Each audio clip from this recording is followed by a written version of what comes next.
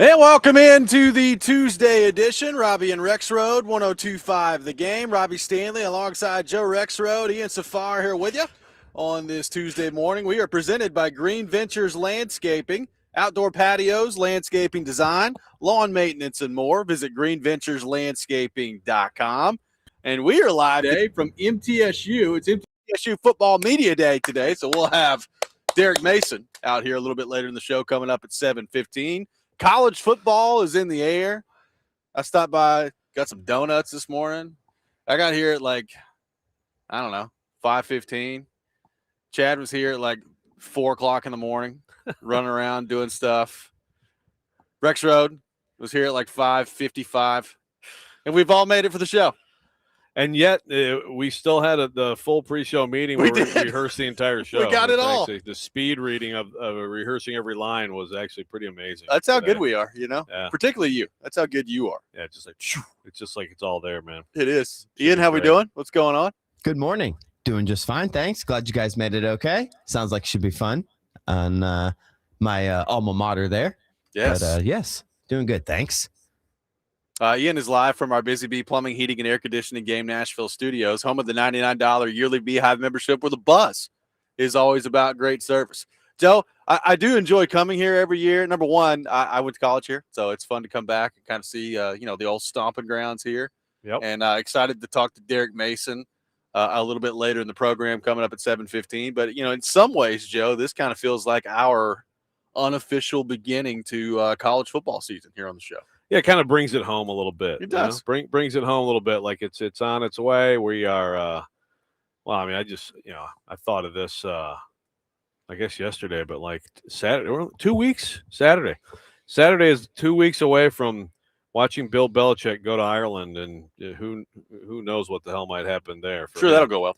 Yeah, but I mean it's an actual college football game, so yeah, it does. It kind of brings it home. Makes it even more real as I come in and I see Big Joe. He tells me the wrong way to go, of course, but he's going to be announcing the players coming in like they did. I guess was it the Ravens who did this? I thought that was cool. Yes. Coming in for camp, so that was a good idea by them. And Big Joe he'll put that booming voice to work. Yes, it'll be good. Yeah, it'll be really good. But yeah, it's college football, man. I mean, it's a beautiful thing. It's a beautiful thing. And, we're going to get into throughout the show today some things going on in college football that, again, continue to, you look at, you shake your head, and you're like, good Lord. Now they've even involved themselves in politics, which is lovely when that happens. But the sport itself, this is why I think they've got the hooks in me the way that they do, because no matter how much I complain, no matter how much I don't like some of the stuff that's going on with the college football playoff or whatever it may be, here we are. College football season's a couple weeks away for the games getting going, and I'm still find myself just as excited as I ever am. Yeah, it's like, and obviously the numbers all say that's true across the board. Ratings are great, all that stuff. Attendance great. It's like what actually threatens that? I mean, I do think there are things that threaten it. Some people thought players getting money threatened it. I mean, clearly that's not the case. Now, do players moving all the time threaten it? I know people don't like it. I don't like it either. Nope. Right? I mean, so right now there's no negative impact from that. I don't know over time. I think that it's important to be able to slow that down. And again, I think there's a lot of college football players who probably, or college athletes in general, high school athletes, who probably benefit from sticking out when it doesn't go exactly your way the first time, and kind of staying in a place, getting to know people over several years, building relationships, having a home base to come back to 10, 20, 30 years down the line. When you go school to school to school, and for a few more bucks, which, your agent's going to tell you to do in a lot of cases, I don't think it benefits you long term in a lot of cases. So it's not just so fans, don't get a disillusion. I think it's an important thing to slow down the move, but you got to be able to do it legally. Got to be able to do it legally, and that seems to be the big sticking point right now when it comes to college football and college sports in general. So there's always that we fall back to, but this is a big year for Derek Mason. Obviously, we're going to talk to him about that a little bit later in the show, and This is a year where, the football program here at MTSU is going to need to take a step forward, and they're going to need to start to put some wins together on the field. And I think everybody involved knows that. But excited to get Media Day going on today. You've got fall camp fully underway with Vanderbilt and with Tennessee as well. You got quarterback battles going on with Vanderbilt and Tennessee that we're going to get into a little bit later in the hour as well. But, I will say, like, around here,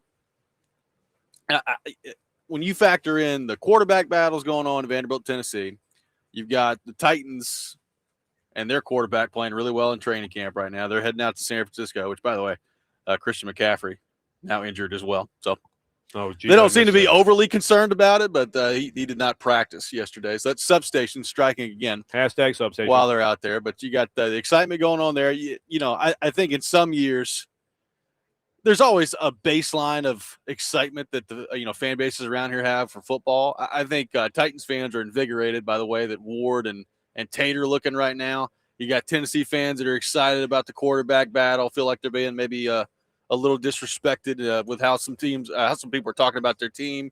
You got Vanderbilt looking to prove that last year wasn't a fluke. There's a lot going on in our state right now. Football fans, I think, are fired up.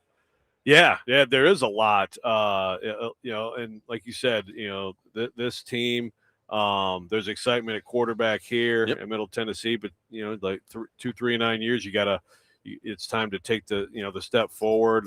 Some close losses last year, and we'll get into like the Vandy Tennessee stuff. I watched the Josh Heupel video the other day.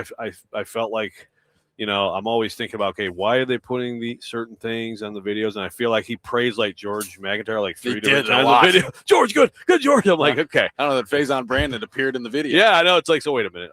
Does this mean that typing up George is making a move, or does this mean that he's just totally not going to get the lessen the sting when he's the backup? Yeah, either way, whoever loses that competition is going to probably be wearing a different uniform next year. Probably so. As we just talked about, player movement, but that's been a quarterback thing, really for forever. But I think at Vanderbilt, it's very interesting. I think at Vanderbilt, people might be surprised, if they open the season right now, who might be under center. So intrigue. And of course, with both of those programs, it's like, again, what about the idea of, the next few years of a rivalry among two really good quarterbacks? Yeah. With massive talent potential, that would be exciting. But you can only go year to year in this sport right now. You can. It's kind of hard to think about, the battle of Faison Brandon and Jared Curtis like 3 years from now, because it's just, it's hard to get there sometimes. It'll be, it'll happen, except it'll be like USC against Notre Dame. Like, yeah. Wait, what happened? It's a big battle between Clemson and Georgia Tech out there today with Jared Curtis and Faison Brandon. Yeah. Good stuff. Yeah. You never know. You know what? In fact, I was doing this the other day, and then I got sidetracked. If you go through the top 25 right now, I'm going to come up with a stat before the show's over. Okay. It's actually a tremendously high number of teams in the top 25 have quarterbacks who started there and have been there multiple years. Maybe that's a lesson. It's the primary. Yeah, there is something to it. It's the primary. There's a lot more of quarterbacks who have been at programs that have been there and have taken over than there is like the transfer. You got the Sam Levitt at LSU, and you got some examples, but a vast majority are actually homegrown. In all seriousness, like if you're a quarterback in today, like a big time quarterback in college football today, yes, like the money it's going to be the driving factor in it. So I get that. But isn't there something to be said of, being in a system and mastering the system and, in some ways letting that maximize what you are on the field? Like if you feel like you're in a spot, I'll use Faison Brandon as an example. Clearly he feels like Heupel's system and the way that he runs his offense is beneficial to him. Otherwise he wouldn't have gone there.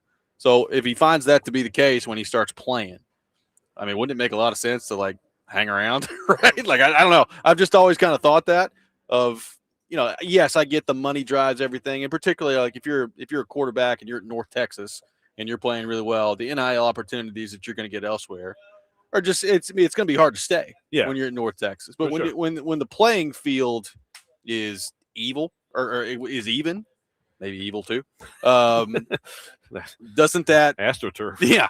Doesn't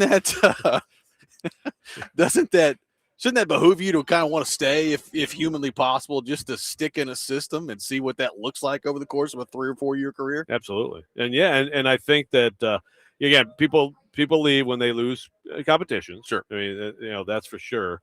I mean, I said this, so I'm going to, but I mean, you like Sands staying Ohio State, Moore, Stockton, Arch, CJ Carr. Now, Indiana's got transfers coming in. Miami's got transfers.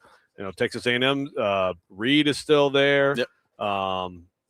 So you've got, Alabama. You go down the list, USC, Michigan. Tennessee is, they're Washington, SMU. Yep. He's been there forever. Jennings has been there forever. So yeah, I mean, a lot of people subscribe to that, and you're going to get paid. At that position. Right now, if you're a starting lineman like in a Power 4 league, you're getting like half a mil. Yep. I mean, quarterback. Yeah, I'm sure that like Lane paid ridiculous money for Sam Levitt, but for the most part, I think most of them seem to be looking at that like there is a benefit to continuity. I must confess myself, Joe, a little bit disappointed in Kirk Cignetti. He was asked about the Purdue AD's comments yesterday, and he was like, "You got any response to that?" And he goes, "Not really." That was it from Kirk Cignetti. I thought we'd get more. I mean, I'm sure we probably will at the end of November. Well, yeah, we will when they win 73-0. Yeah, in the sideline reporter. Take your championships over there. yeah. He's waiting. But still, I agree. Like, take a shot every chance you get, Kirk. I mean, he's been saying stuff all offseason. I figured there was a layup for him. Maybe it was too obvious. He probably feels bad for the Boilers. Maybe so. 615-737-1025 is our phone number. We are off and running on Robby and Rexrode. We'll take your thoughts on our phone and text lines driven by WilsonCountyHyundai.com at 615-737-1025. Join the YouTube chat as well, which is already flowing here on the program. We got more college football to get into coming up next, including Congress, which is never good. And also another idea that I think is completely horrible in college football that we'll get into. Robby and Rexrode, 1025 The Game.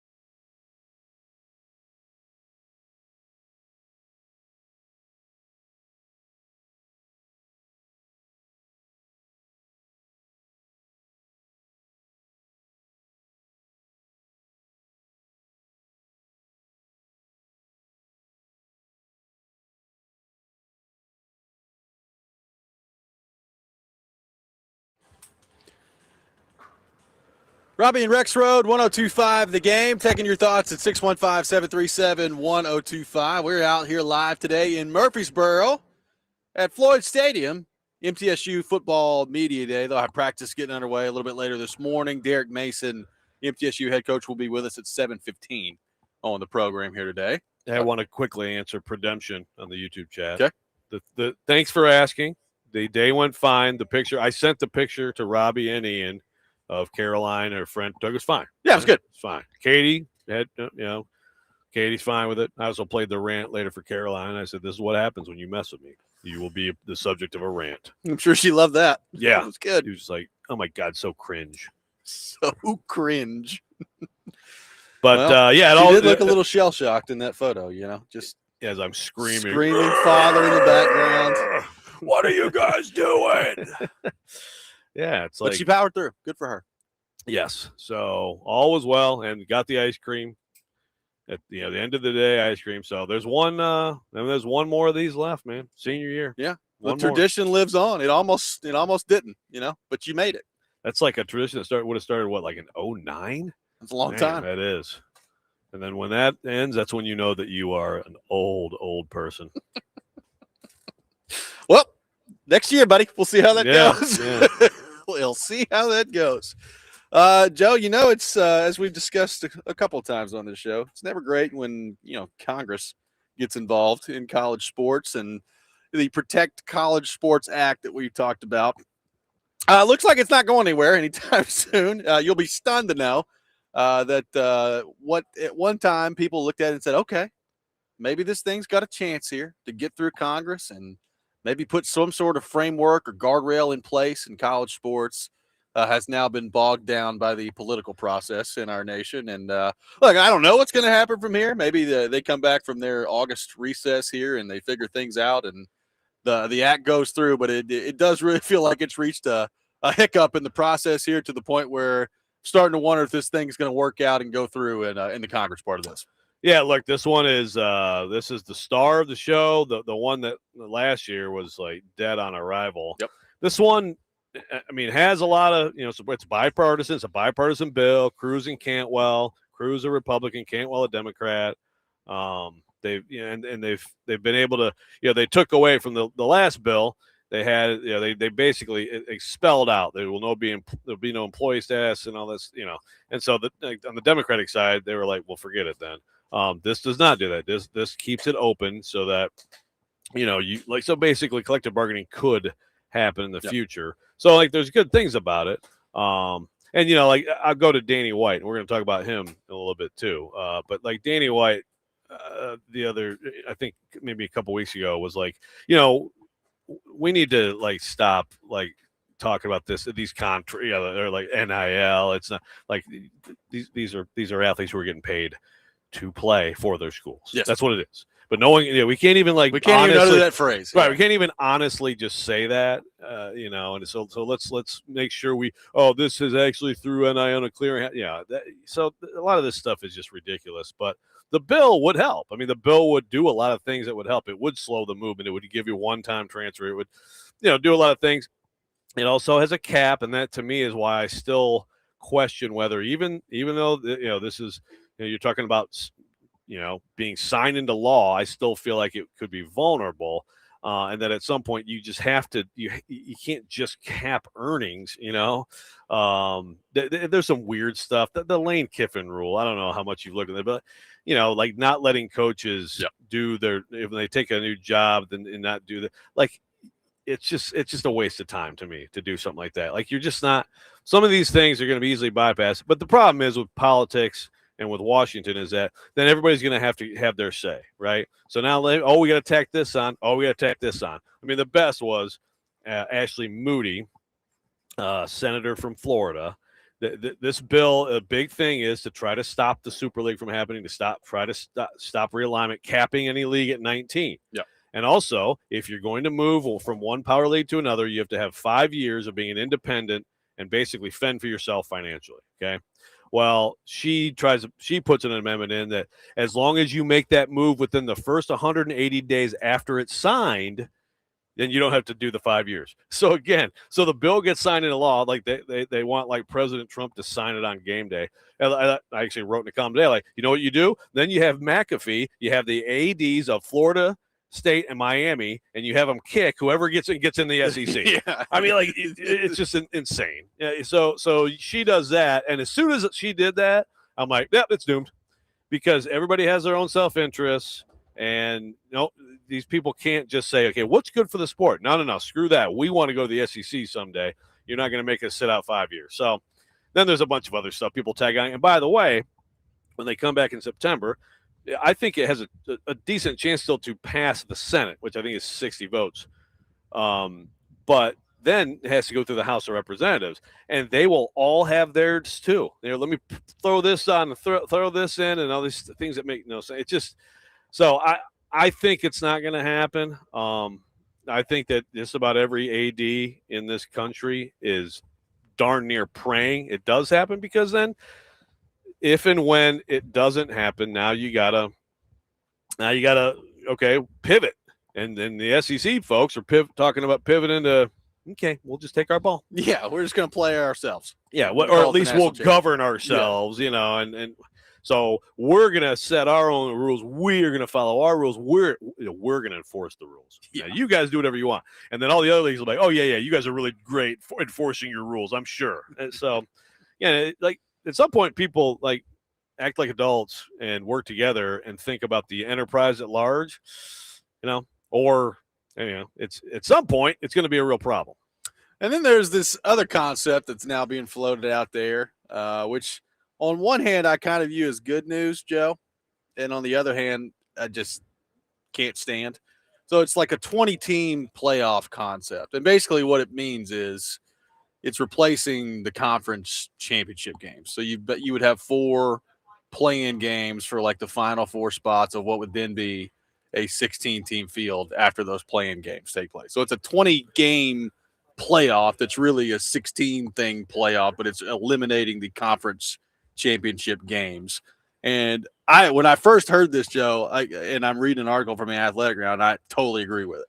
It says, I'll read the opening sentence from it. As the debate over the college football playoff expansion focuses on whether the postseason tournament should grow to 16 or 24, an idea to find the middle ground might illustrate just how far apart both sides remain. And I think that's kind of where we're at here is nobody can really get nailed down 16 or 24. Some people want 24. Some people will think, all right, 16 is the max of where we want to go. So now we're introducing new concepts of the 20 team. So I don't know what that's going to end up meaning, but that's where we're at the moment. Yeah, so this 20-team thing, which I think Josh Pate initially tweeted about, and then others kind of followed suit. So my understanding, so there's 12 teams that are in. Yes. And then there's 4 games. Correct. Yeah. And so then those 4 winners make it 16. So there's 12 in, but of those 4 games, you'd have another 8 teams. Right. So that's where the 20 number technically comes from. The playoff would be the correct. So and a big part. So this was actually a TV executive's idea, not one of the commissioners. I think it was an ESPN. Someone at ESPN came up with this, and obviously the idea is one of the big things they're wrestling with right now is, okay, well, you expand the playoff, move it up because, we don't want to be playing into February. Yep. So then you get rid of the conference championship games. Well, the SEC is like, hey, there's 20 mil. We just getting rid of that. So this idea is, okay, all 4 of you now have this playoff game. I mean, look, I get it. I understand. So then you kind of retain at least some, or you hope all, or get more of the revenue from the conference championship weekend. But again, it's just all of it is. I guess I'm fine with all these weird ideas flying around, everybody disagreeing, no one doing anything, and then just come back in December to, okay, it'll be 12 again next year. Just do it every year. I mean, I didn't hate the 12. I don't hate the 12. And if you're going to do 16, like that makes sense in terms of like having a bracket, yeah. But they're talking about doing a 16 with the double buys anyway, so it's like the 12 is fine. So I guess I'm just like, okay, fine, just keep arguing about it, keep not agreeing, and as long as the SEC doesn't sit there and say, okay, you're right, Tony Petitti, this is actually a huge revenue boost for us to do 24, then they're not going to do it. 615-737-1025 is our phone number. Coming up next, we'll get into the latest on the quarterback battles at Vanderbilt and Tennessee, plus something that's been reported on Tennessee that is going to make the fan base look at it and say, well, great, you better win. We'll get into that coming up next. Robby and Rexrode, 1025 The Game.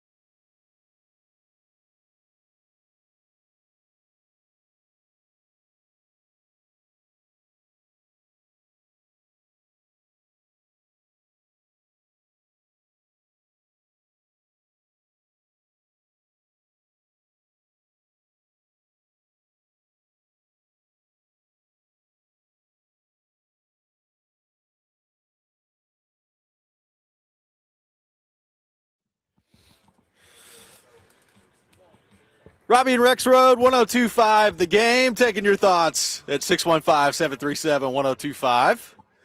Joe, we mentioned to begin the show, quarterback battles going on at Vanderbilt, quarterback battles going on at Tennessee. I think both fan bases in the back of their mind, Joe, have an idea of how they think it's going to go, right? I mean, if you're a Vanderbilt fan, you're banking on Jared Curtis playing this year. If you're a Tennessee fan, for the most part, I think you're banking on Faison Brandon playing this year at some point. But maybe it's not quite that simple. What do you make of the latest on both quarterback battles starting at Vanderbilt between Blaise Berlowitz and Jared Curtis? Yeah, I think if they played a game right now, I think Blaise Berlowitz would start. I do. I think Blaise Berlowitz would start, and this is a really interesting discussion because I know some Vanderbilt fans, and look, I mean, selfishly speaking, play the kid. Like you want to see the 5-star that they stole from Georgia right away, and I think some Vanderbilt fans, though, I'm going to disagree on the idea of like you just have to do that because whatever, like whatever you're paying him this year, all the effort it took to get him to decommit and come to you. How could you not just give him the starting job, right? I disagree with that. You're trying to win football games, and Blaise Berlowitz, first of all, great name, has talent, amazing name. He was also at New Mexico State. He's been in this offense for years. He came with them. He's been Diego Pavia's understudy. I mean, it shouldn't be terribly surprising that a guy with all of those check marks would have a chance to be your starting quarterback, especially at this point in camp. There's still time to go. I mean, I kind of expect right now for him to start the opener. And again, I know some Vanderbilt fans will be upset about that, but with the idea of, oh my God, what's Jared Curtis going to say? What's he going to do? If you're in danger of losing your true freshman quarterback over a decision like that at the very beginning of his career, it's not stable anyway. To me, you have to and his camp, you have to be realistic and look around and see, first of all, how many 5-stars sit their first year by design. I mean, now if that's at programs like at Ohio State and Alabama, where you can do that because you have a 5-star already in place. I understand the difference, but it's still like, why do you do that? There's a reason you do that. So that's going to be a really interesting story to follow. Now, could his talent just rise up and just become just undeniable and he gets the job? Yes. But I disagree with a Vanderbilt fan who thinks that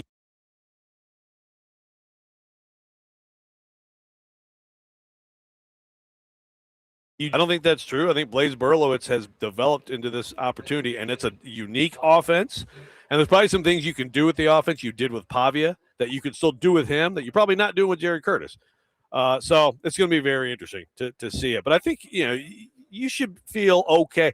Jared Curtis should be all right waiting his turn a little bit if that's what has to happen. Well, I agree with everything you said. I think also if you're a Vanderbilt fan, you can look at it and say, okay, well, let's say Berlowitz starts the opener against Austin Peay. Well, based on their schedule, when's Curtis going to get in there?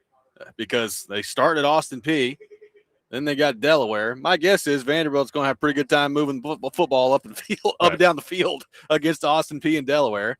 You got an interesting game against NC State. We'll see what that looks like. So maybe that's when you start, and then you get into conference play after that. So, do you want Jared Curtis's first start to be on the road against Georgia? Probably not, right? Like that's probably not what you want if that's the case. So that would be my question is I agree with everything you said, but if the plan, if you're Clark Lee, is to eventually start him at some point this year, when is that going to be? And could you make the argument that if you're going to start him at some point, well, go ahead and get him in there against Austin Peay and Delaware and let him get the ball rolling a little bit? He should definitely play, and he will. Yeah. So, and then it's like, you see what guys what they do when the lights are on. When you just can't know for sure from practice until you get to the game. So I think they'll both play. See, Vanderbilt, I assume Vanderbilt fans says the entire sales pitch for Curtis to go to Vandy was money and immediate playing time. Well, I don't think you're right.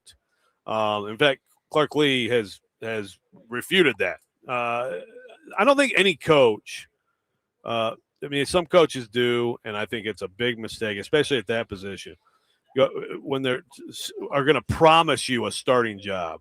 You promise someone coming out of high school a starting job at quarterback, I don't think you're going to coach long. So there's the opportunity there. Of course, the opportunity is there. Probably more so than at Georgia. He would be at Georgia this year. He definitely back. Yeah, we know he'd be sitting behind Gunnar Stockton again. And a lot of people like that. If Jared Curtis is here because he just wanted to play right away and not for other reasons, like why you'd want to stay home and go to Vanderbilt, rising transfer after exactly rising program, all this. If playing for Clark Lee, all the different things that go into, of course, money. But you tell me Georgia wasn't paying him? I mean, come on. I just if he doesn't have reasons to go to Vandy beyond that, and again, I think you're wrong in the immediate playing time. That would be a huge mistake. Well, then it's all fool's gold anyway. On the Tennessee front, they've got a quarterback battle going on. There's not a ton coming out about the quarterback battle, which kind of feels like a very Josh Heupel thing. My guess is, Joe, that this is going to go the way that it typically goes with Josh Heupel, and that is about a week and a half before the season starts. There's going to be a starter that gets named, and that's going to be what they do. And he's going to go into that final game week, and there'll be a starter, and we'll see what that looks like in the first game. More importantly, we'll see what that looks like in the second game when they take on Georgia Tech. The other Tennessee news that raised some eyebrows yesterday, and Sparks put this out there among others, that Tennessee Athletics raised a record of $175.5 million in the 2026 fiscal year. That is the fifth consecutive year that they've hit a fundraising record under AD Danny White. And we've talked about this before with Danny White. Like, I think Danny White, with a lot of the Tennessee fan base, they look at him and they'll be like, yeah, I don't know that I really like that guy, but he's pretty good at his job. Like, he raises a lot of money. And I think with that, Joe, is going to come the expectation of, all righty, well, you better win. But $175.5 million in the 2026 fiscal year for Tennessee Athletics, raised by Danny White. It's just unbelievable numbers. Their fundraising for athletics, $35 million in 2021. That seems like a big number anyway. 2026, that goes from 35 up to 175.5. So since 2021, they had the shareholder society, and I that's to be in the shareholder society, like that's a lot of money. Yeah. Annually, and I don't know exactly the number, but it's a lot of money. I'll try to find it. I don't want to speak out of turn, but it's a big number.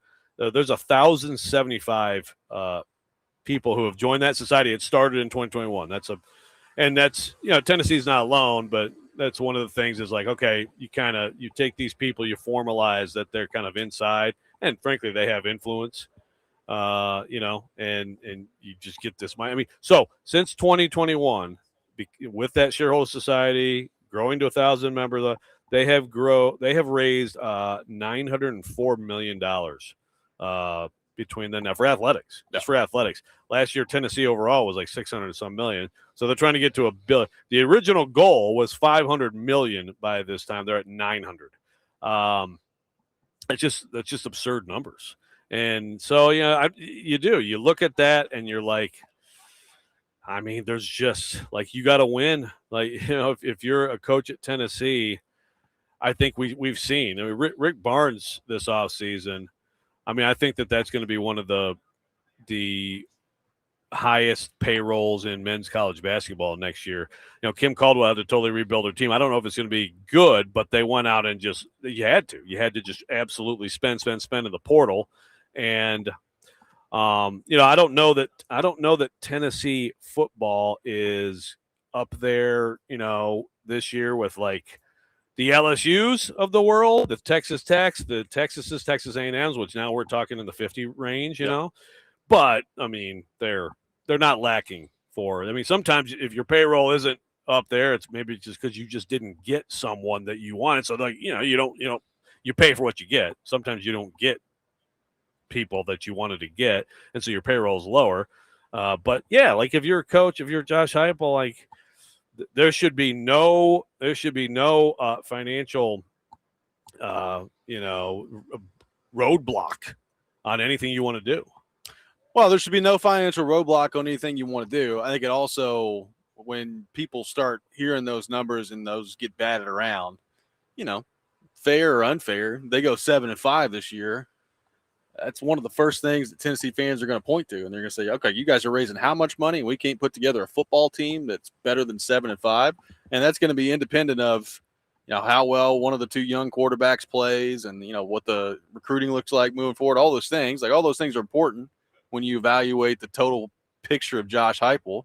But I saw this yesterday, and my first thought was, man, you better not go 7-5 this year because it's going to get hot if you do. Like that's one of those things that I just don't think people are going to have a whole lot of patience for that when you start looking at some of the numbers that are out there and the company that Tennessee is in. When you start looking at some of these numbers, you just, fair or unfair, Josh Heupel's not going to get much benefit of the doubt this year when it comes to that. Yeah, no, for sure. Like this is a great story for Danny White and Tennessee Athletics on their side of what they're doing.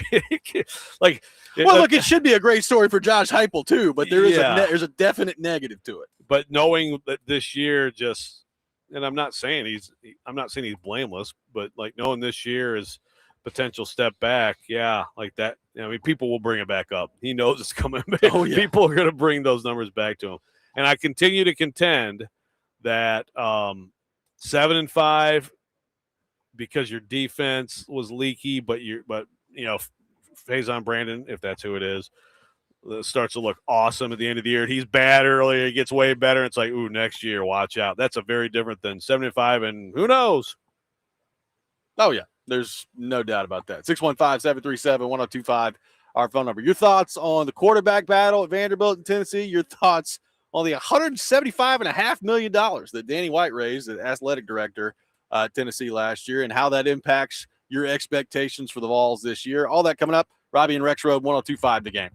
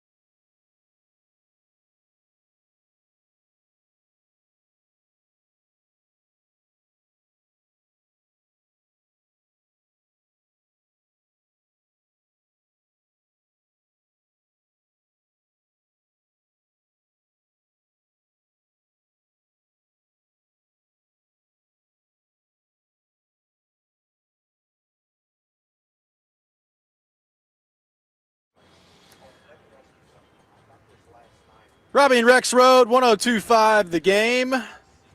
Taking your thoughts at 615-737-1025. Subscribe to our YouTube channel at 1025 The Game for live shows and exclusive content. We are at MTSU today. Their football practice getting underway later this morning. Derek Mason, MTSU head football coach, will be with us at 7:15 on the program here today. So looking forward to that. Taking your thoughts in the meantime, 615-737-1025. JC in Gouldsville on the text line in the sarcasm font. $175.5 million for Tennessee. Why did Caldwell get Tony Vitello's money? Yeah, that was one of my favorite conspiracies from last year of what Tennessee fans, at least some of them, were mad about online. It's like, you guys chose Kim Caldwell over Tony Vitello. It's like, I don't think that's quite how that went down. Yeah, how dare you, Danny? I forgot to mention baseball, by the way. And speaking of that, as we talk about Tennessee and Vanderbilt, those two teams, I think, arguably had the two best off seasons in college baseball. Like, we could be talking, I think next spring we're going to be talking more about college baseball. That's good. Because, yes, they both some good draft decisions that helped them, but also just overall they're loading up. So, yeah, I think there's plenty of money to go around. Okay, I think Danny White's sitting here saying, nope, sorry, baseball. I mean, he's out here building all this stuff around the stadium. Like, it's an important product for them. They've realized, like, you can actually even make a little bit of money off college Just imagine baseball. the football roster they could put together if they'd stop messing around giving all this money to all these other teams. Well, maybe. Got to, They couldn't even land Sam Levitt in the portal. Got stolen by Lane. That's the thing. Like, was that money or was that Lane? I mean, money was. You'd have to give me a prerequisite amount of money I'd have to deal with Lane. So, hey, that guy is. I don't know. That guy is convincing to the young. Apparently, folks. He's convincing to young people.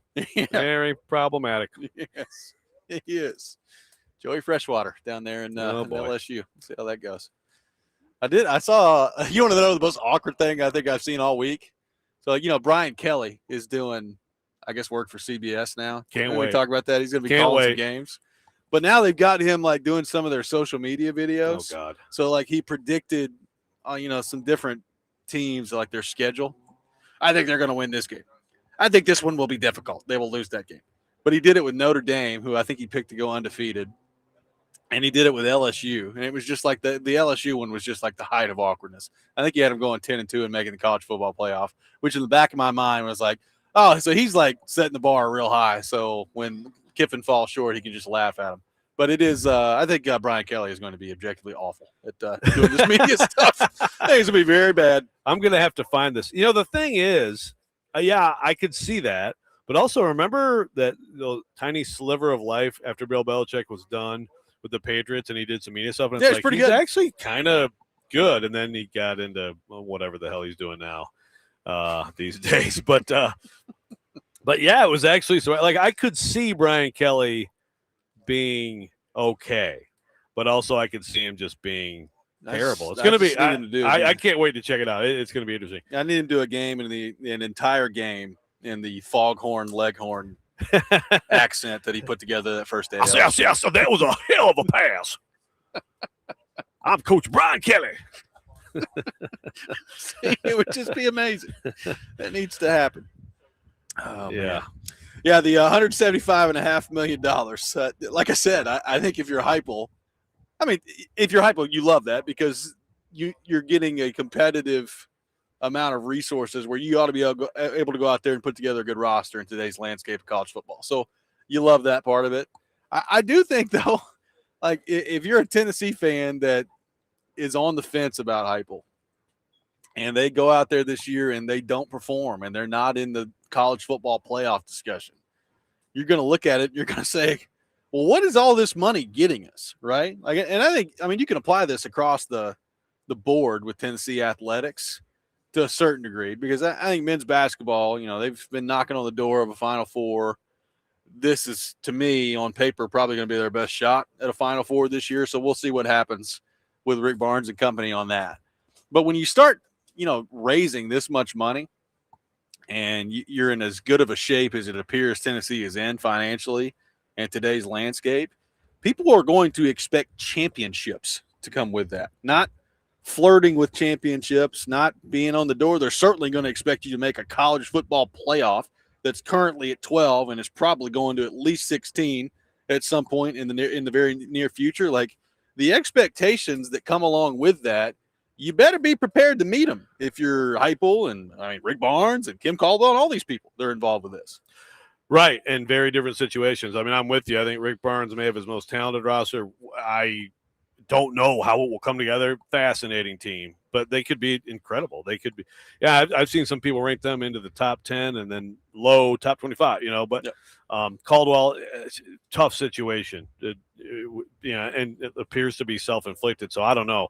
I think she better win. She better win early, because if she doesn't, it's going to get rough quick. Yeah, for sure. Now, Heupel, to me, a reasonable Tennessee fan should look at it like a 2-year thing right now. I agree. And I understand that he's been there a while and everything, but looking at all the circumstances, some he deserves criticism for, some I think maybe less criticism than he gets. But I look at it like in 2027, not only are you a playoff team, you are a playoff team that is like, watch out for that team. And I think that's what you got. It's a 2-year build to that. And I think if you're 7-5 this year, whatever it is, so fine. And you're even like a fringe team the next year, then I think you have to start looking at it and say, look, man, he's been a tremendous hire. He's you can look at it like a bridge coach. He's brought this program to a certain level, but there's someone else that maybe needs to take them to that final step. I think 27, he needs to have a wagon. Well, I think Tennessee fans don't want to hear this, and I get it. I mean, it's 2026, and we're 3 weeks away from football season getting going, and you're worried about this year. I do understand that. But, I was thinking about this the other day. Like, there is a chance, and I don't think this is going to happen because I think a couple of these guys may go to the NFL, but there is a chance that next year, if you're a Tennessee's offense, you could have 5-star quarterback Faison Brandon, 5-star left tackle David Sanders, 5-star running back David Gabriel Georges, 5-star wide receiver Mike Matthews, Braylon Staley still in the fold. Like, they could, it could be pretty loaded. Like, now, I think that Staley and Matthews might be going to the NFL after this year, but they can both come back if they want to. We'll see what that looks like. Yeah. And if they do go, maybe that says something good about this year. Yep. Certainly, you think you get a certain level of production. And, you got to weigh it's like, okay, do I want to be a 4th-round pick, or like, what is Tennessee paying me next year? Now, again, you could also be like, do I want to be a 4th-round pick, or do I get in the portal and be a free agent in college football and get overpaid because I'm in the portal? But yeah, that's a tremendous amount of talent. So you get that quarterback with a year under his belt who's really ready to take off. And then you have the defensive coordinator who I think is an upgrade. We'll find out how much of an upgrade, but then you have another year to kind of help him build the roster, get some young guys coming up. Yeah, so it's a 2-year. To me, it's a 2-year thing. And, yes, I know people don't like hearing that stuff when you're about to start a season, but I think that's how you should look at it. Well, look, I think, too, like this, and I heard the guys at VolQuest talking about it, and it's technically true. I mean, if you want to go by pure talent, like recruiting rankings and all that stuff, this is the most talented roster Josh Heupel's ever had.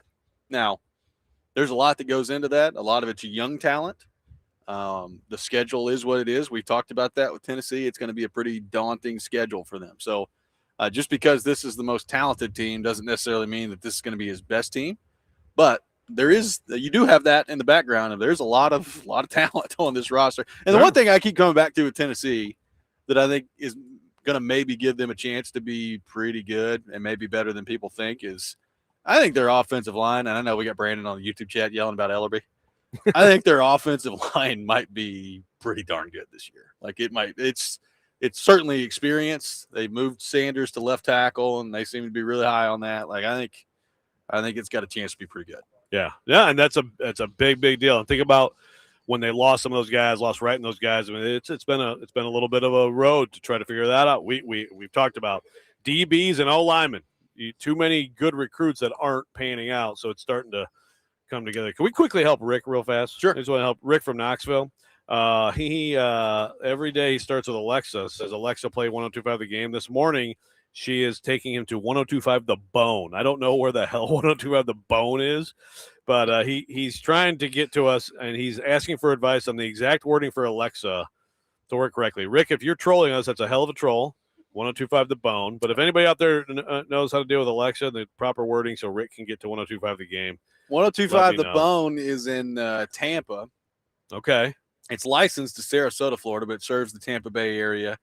And apparently they're the flagship for Tampa Bay Lightning hockey and South Florida Bulls football. The Bone! The Boneyard!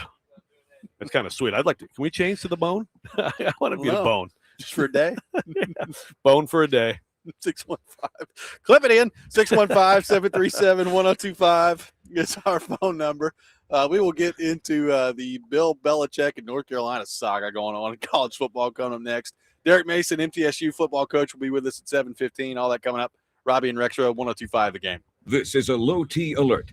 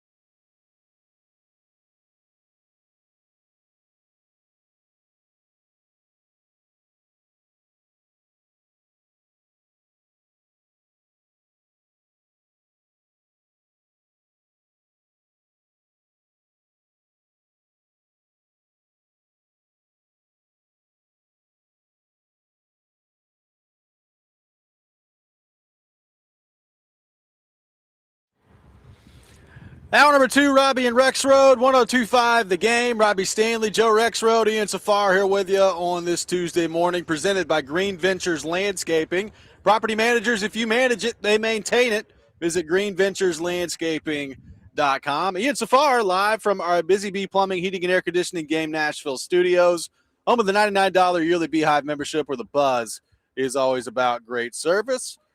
We are live at MTSU football practice. Derek Mason will join us, MTSU head football coach, here in about 12 minutes at 7:15. So looking forward to that coming up here in just a few minutes here on the show. College football is in the air, and it's good to be out here today at Middle Tennessee State. They're all out in the field. We got a little stretching going on. We got some drills, about ready to get after it, man. You got to love it. And by the way, probably a smart move to practice at 7 o'clock. 8 o'clock in the morning before it becomes 117 degrees today. So that'll be fun. Absolutely. Now, I don't know, and maybe you do. Does D-Mace do that during the year too? Is he a morning practice? Now that guy? I don't know, but this is typically when do. they do it during camp, which makes sense. Yeah, it totally makes sense. Some coaches like to do that, even during you got to get, everybody's got to be able to like have classes at 9, 10 or later, which can be, which is why a lot don't do it. But I mean, around here, I could definitely make that case to at least do that through like mid-October, you know?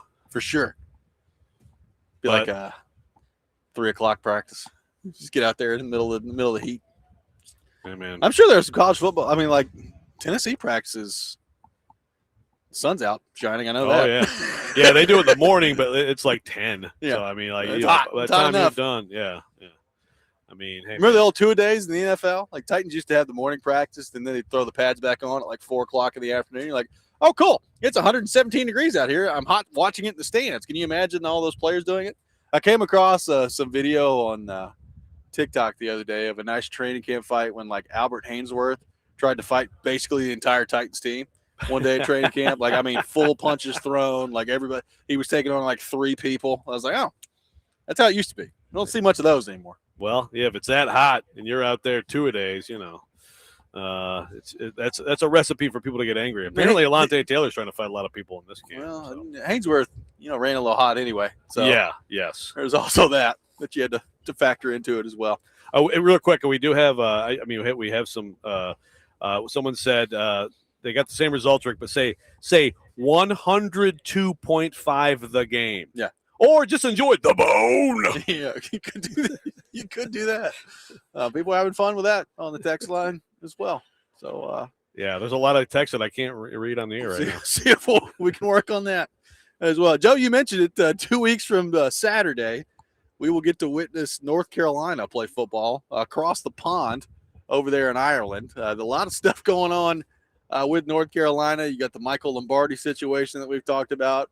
And basically, over the last few weeks, Joe, people have used that as like a launching pad to just throw grenade after grenade at Michael Lombardi, Bill Belichick, and the entire North Carolina football program, to the point where I'm like, geez. I mean, it may even be worth getting on the field and like getting crushed just to get people talking about something else rather than what they're talking about right now. But what do you make of the discourse around North Carolina football? And everybody I hear from thinks that they're just going to be horrible this year. Where do you come down on North Carolina football and what we could see? Like, if you had to take it right now, does Belichick make it all the way through the season? Oh boy, that's an interesting question. It's a crazy thought, but it's a fair question to ask at this point. I don't know. Like you said, you got Lombardi. He has retained legal counsel, so you have that going on. Yep. Also, Steve Belichick has left the program for like medical reasons, which is not good, and that's not something to make fun of. It's just another bad. It's just like been just a series of missteps / bad luck / embarrassments. I don't know. I don't think they're going to be good. Quarterback play is a big part, but they lost some of their better players in the portal. They did not really do in the portal what you needed to do to be competitive.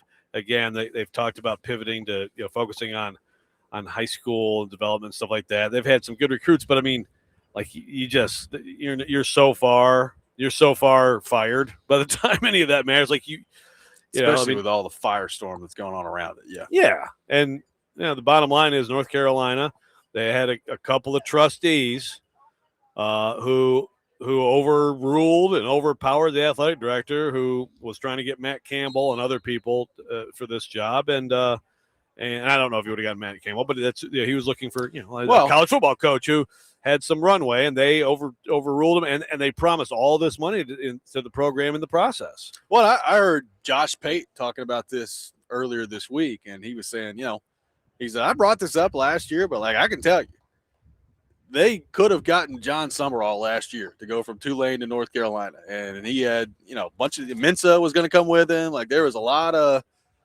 talk about that. Josh Pate was like, that was absolutely a chance that was going to happen, and instead they opted for Belichick. And even it's easy to second guess it now, but even at the time, you just bank on somebody that hasn't been in college football. I get it. It's hard if you're North Carolina to pass up Bill Belichick with a resume being what it is. It has been an unconscionable disaster. I mean, it's unbelievable how much of a disaster it's been. More so than I could have ever even fathomed when he took the job. Yeah. No, me too. I'll shout out Stu Mandel, who was like, this is going to be a disaster. Actually, I won't bring up when we have Bruce Feldman on later to talk about the freaks list and everything that he was like, I think this could work. Yeah. And Stu was like, dude, no, it won't. But I was kind of like, well, I could see he's good, obviously, good football coaching. If he has the right staff and he gets the money, I mean, I could see it's not impossible, but it's just been when you hire your buddy who has no clue about this, and he clearly is just a disaster of a GM, and that's really what it comes down to, right? I mean, that hire. And that's why for any of these coaches, pro level, college level, people have, and I think fair to some point, have ripped Vrabel, in the past for some of his hires and promotions and things like that. The staff decisions are can make or break you as a coach. So it's not going well. That day, so 2 weeks from Saturday, you got that at 11 a.m. coming from Ireland. You got NC State, Virginia on that day at 2:30. If you want a little Hawaii Stanford at 6 o'clock, why would you not? You got how about a little late night, a little Memphis Vegas? Why would you not? That's 2 weeks away, man. That's a beautiful thing. It's a beautiful thing. Look, anytime we have college football, I am totally here for it. So here's what we'll do. When we come back, we're going to be joined by Derek Mason, MTSU football coach. We will get into all things MTSU Blue Raiders with him. Looking forward to that. Coming up next, Robby and Rexrode, 102.5 The Game.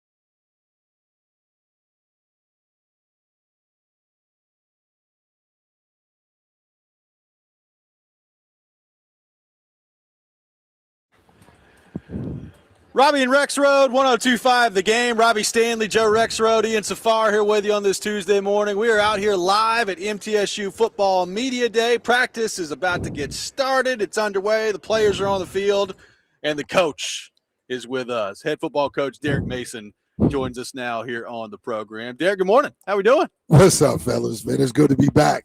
It's that time of year. It's in the air. It's in the air. It's football season.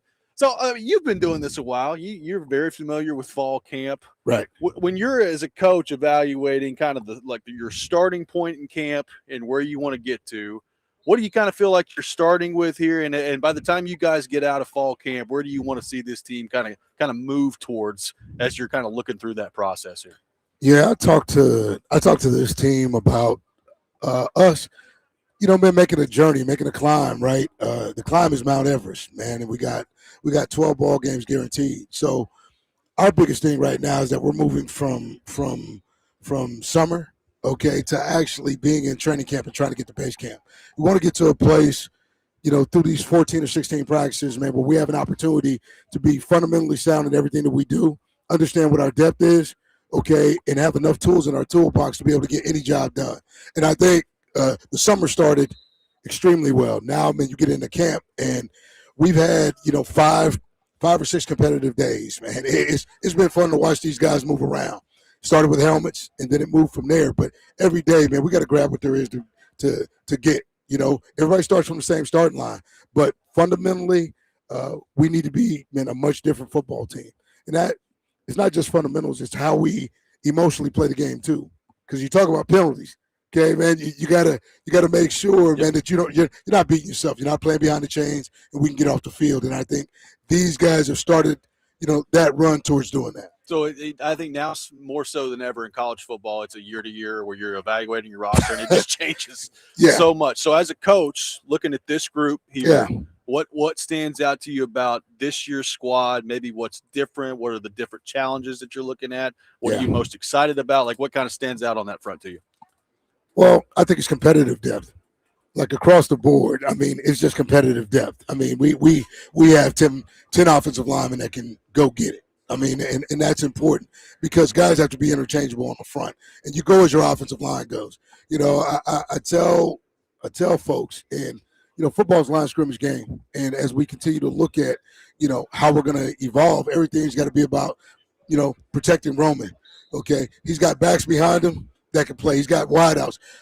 This wideout core is as good as any wideout core we've had since I've been here, and that's saying something because I think when you had Holden, who can flat out play. Yep. There's guys across the board. We can go 10 deep at receiver, and that's saying something because every day somebody's showing something different. Now, with that being said, right, I think the quarterback play has been fun to watch. Like Roman ended the season like with a bang, and I think, he's come into this thing with a bang. But the guys behind him are really trying to push because you never know, like when that guy's got to step up. So I'm just extremely excited about how competitive it's been. It's easier for a coach to say whoa than it is sick 'em. Yep. And I've had to get between a few tussles. So I tell this team, I want us to be competitive, not combative.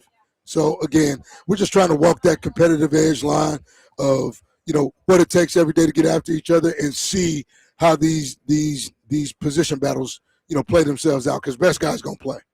You mentioned Roman Gagliano, redshirt sophomore, started the last 3 games of last year. First, when I first heard Roman, I was hoping that he was related to one of my underrated Lions favorites, Bob Gagliano, but apparently no, not related to Bob Gagliano, but he really came on late. Yeah. How has he changed, and how much of a difference maker is that if you have a quarterback who can elevate everybody else? Well, Roman is shown to be a force multiplier. I mean, his energy in practice is infectious. Guys like playing with him and for him, and I think that says something. When the dude says something, everybody listens to what he has to say, and he's a fairly young guy. So I think you have it or you don't. I've been around enough guys from Andrew Luck to Kyle Shermer to Bo Nix when I was at Auburn, and when those guys talk, guys listen. When those guys said, man, let's play, they played, and I think that's important. He has that type of energy about him. I think the biggest change in Roman is in his body. He's 239 pounds right now, And so, like, when you look at this dude, I mean, when you look at him, you know, he's probably okay by race and blood, but when you look at him, he's just built. I mean, he took off running the other day, and you know, linebacker had a hard time running him down. So you just don't think of guys that big doing the things that he does with the football. And here's the thing: he can spin it, he can take off and run. He makes good decisions. Last year, he had 7 touchdowns and 0 interceptions. But I also saw him throw 5 interceptions in practice. I think he's always taking the risk in practice, and he understands what to do with the ball in critical situations, and that's extremely important. So that guy leading this team right now looks different. He went to the Manning camp this summer, and, you know, as an instructor, man, the dude, he just came back different. Extremely confident in himself, but really confident in what he believes this team could do. So I got no choice but to follow that. You were mentioning before we came on the air, like the balance of having experience that you like and having some older players, but also young talent that can fill those voids and that you're looking forward to the future of. How do you feel about this team in terms of how that balance is struck with you guys of the experience, but also the young talent coming in? You guys have been around me for a while, man, and I think this feels just like my 3rd year at Vandy. You know, I mean, I had to play a lot of young guys early. And so you play young guys become old guys, and then all of a sudden you look around and you got a team, man, that you think can go compete. Well, why? Right? I think it's because a lot of these young guys have become old guys. You know, I look at Zion Simpson-Smith, man. I look at, you know, man, Jackson Lowe. I look at DJ Taylor. I mean, I've had to play young guys, and those young guys have amassed experiences that I think give them a chance to compete with old guys in and around like the room. And when you do that, every day somebody's trying to one-up each other. And that's where it needs to be, right? It's not just about trying to do it right. It's about, you know, hey, let's make plays. The football comes down to defining moments. I'm seeing more defining moments in practice than I've seen in the last couple of years. So I just think, man, right now we're just in a different pocket. Guys are trying to chase it every day, and all we're trying to do is stack days. So you mentioned that Vandy team, which I think would have been 10 years ago, right? The 2016 team, really good team. First 3 straight wins over Tennessee for Vandy. The obvious difference between then and now is that back then you got guys, if your roster, they grow in the program, and you have all that continuity that you don't have now as any coach in college football. I know we ask this like every year, but to try to, I guess, accelerate chemistry and things like that, have you added anything in that way or found out anything new here in terms of just trying to get guys to know each other and bond together quickly like you have to do now? Yeah, I think truly, right, it's about the guys you bring into the locker room. I think what we've done, because we're a developmental program. I mean, anytime you talk about the group of 5, group of 6, I mean, we are developmental programs. You know, people are going to come grab your guys, but you're going to have more guys that stay than get grabbed. And I think as those guys go through your program, again, I'm in year 3. I mean, I've had close to 40. When we look at it now, I think this is the 3rd class. So we're sitting at like 62 guys. Okay, there's 51 of those 62 guys. Okay, like on this roster, which means that these guys understand. A lot of these kids are Middle Tennessee kids too, right? Yep. So they know what a Blue Raider is. They grew up, they played against each other. I mean, whether it's Oakland, whether it's Brentwood Academy, whether it's Brentwood High, whether it's Riverdale, it doesn't matter. When you look at my program now, it's got guys, okay, man, that are Middle Tennessee with some sprinkles of guys who have come in from other programs, man, but they all had the same goal. They want to win, right? And when you talk to some of these dudes, that's what they'll talk about. They'll talk about just winning. Like DJ just wants to win. You know, Terrence Brown just wants to win. Roman just wants to win. And I think that's a different conversation because we were just talking about how to get better a year ago. You know, like where can we grab it? Now, man, we're just talking about winning. You know, winning takes what winning takes. So for us, how we practice, how we invest, the group of guys that we have, these guys spend so much time with each other, and a lot of it has to do with the SAPC. We now finally, like have a home. Those guys got in the home last August, right? And I think, like with that, I come in sometimes like in the evening, and it's 8:30, and Reese Tripp has got all the offensive linemen in there, like for a wing night. Man, they're watching tape and just man, talking ball and talking adjustments. You can go to almost every room on any given night, and you're going to see dudes. We're out of the building at 5 o'clock. There's still dudes up here. I'm coming back up here just to check some emails and do some things, and there's guys everywhere. So I think this group is different because not only do they want to win, but they understand that it takes chemistry, right? And I talk about that a lot. It's not about the talent; it's about the chemistry. Do you trust one another, and are you willing to, do whatever it takes for one another to win? You mentioned heading into your third year here. What Yeah. have you learned through this process about what it takes at this job to be successful, and how are you maybe a different coach today than you were when you took the job? Well, the thing that I've learned is, you know what, I talked about it in my interview when I came here, but I think it took a little bit for us to, all get on the same page about where college football was, right? I mean, it takes alignment, and it's easy to say that, man, but when you have to talk about investing and what the investment has to be, that's got to be something totally different, right? I mean, they have to buy into that. I think, Chris and Dr. McPhee, have gone in that direction. They've made the investment, the initial investment of what it takes. Man, but this thing's got to be omnipresent. It's got to show up every day. I mean, in terms of how we eat, the type of kids we bring in, how we train, like those things matter because the culture that they want is here. It's now been established. Now what we got to do is make them right. And I think they've allowed everything from nutrition to like how our guys recover. All of it looks the way Division I football is supposed to look. Okay, at the group of 5 or group of 6 level. What about schematically? Yeah. You mentioned earlier. I mean, obviously, every coach you want to fit your schemes to your players. But how much have you changed in that way? And just it's always a cat and mouse game, right? Like it's always like offense does something here, and then defensive guys do something here. Like how much has that changed for you, just in terms of scheme and stuff like that? It's changed a lot. I think we saw improvements in the run game, but we were atrocious versus the pass. And I think a couple of things get coupled there, right? I think it is about competitive depth. It's about staying healthy. It's about like this understanding of truly, okay, what did we need? We went out and got, good players, man, but here's what you have to have. You have to have, not everybody's going to be a great tackler. Okay, not everybody's going to be a great communicator. But we put emphasis on physicality, communication, okay, and this idea of guys being able to make sure, man, that they can hold each other accountable. That's shown up for us. I mean, I saw it in the spring a little bit, because we only had 9 practices. I cared more about our training than I did about our practices.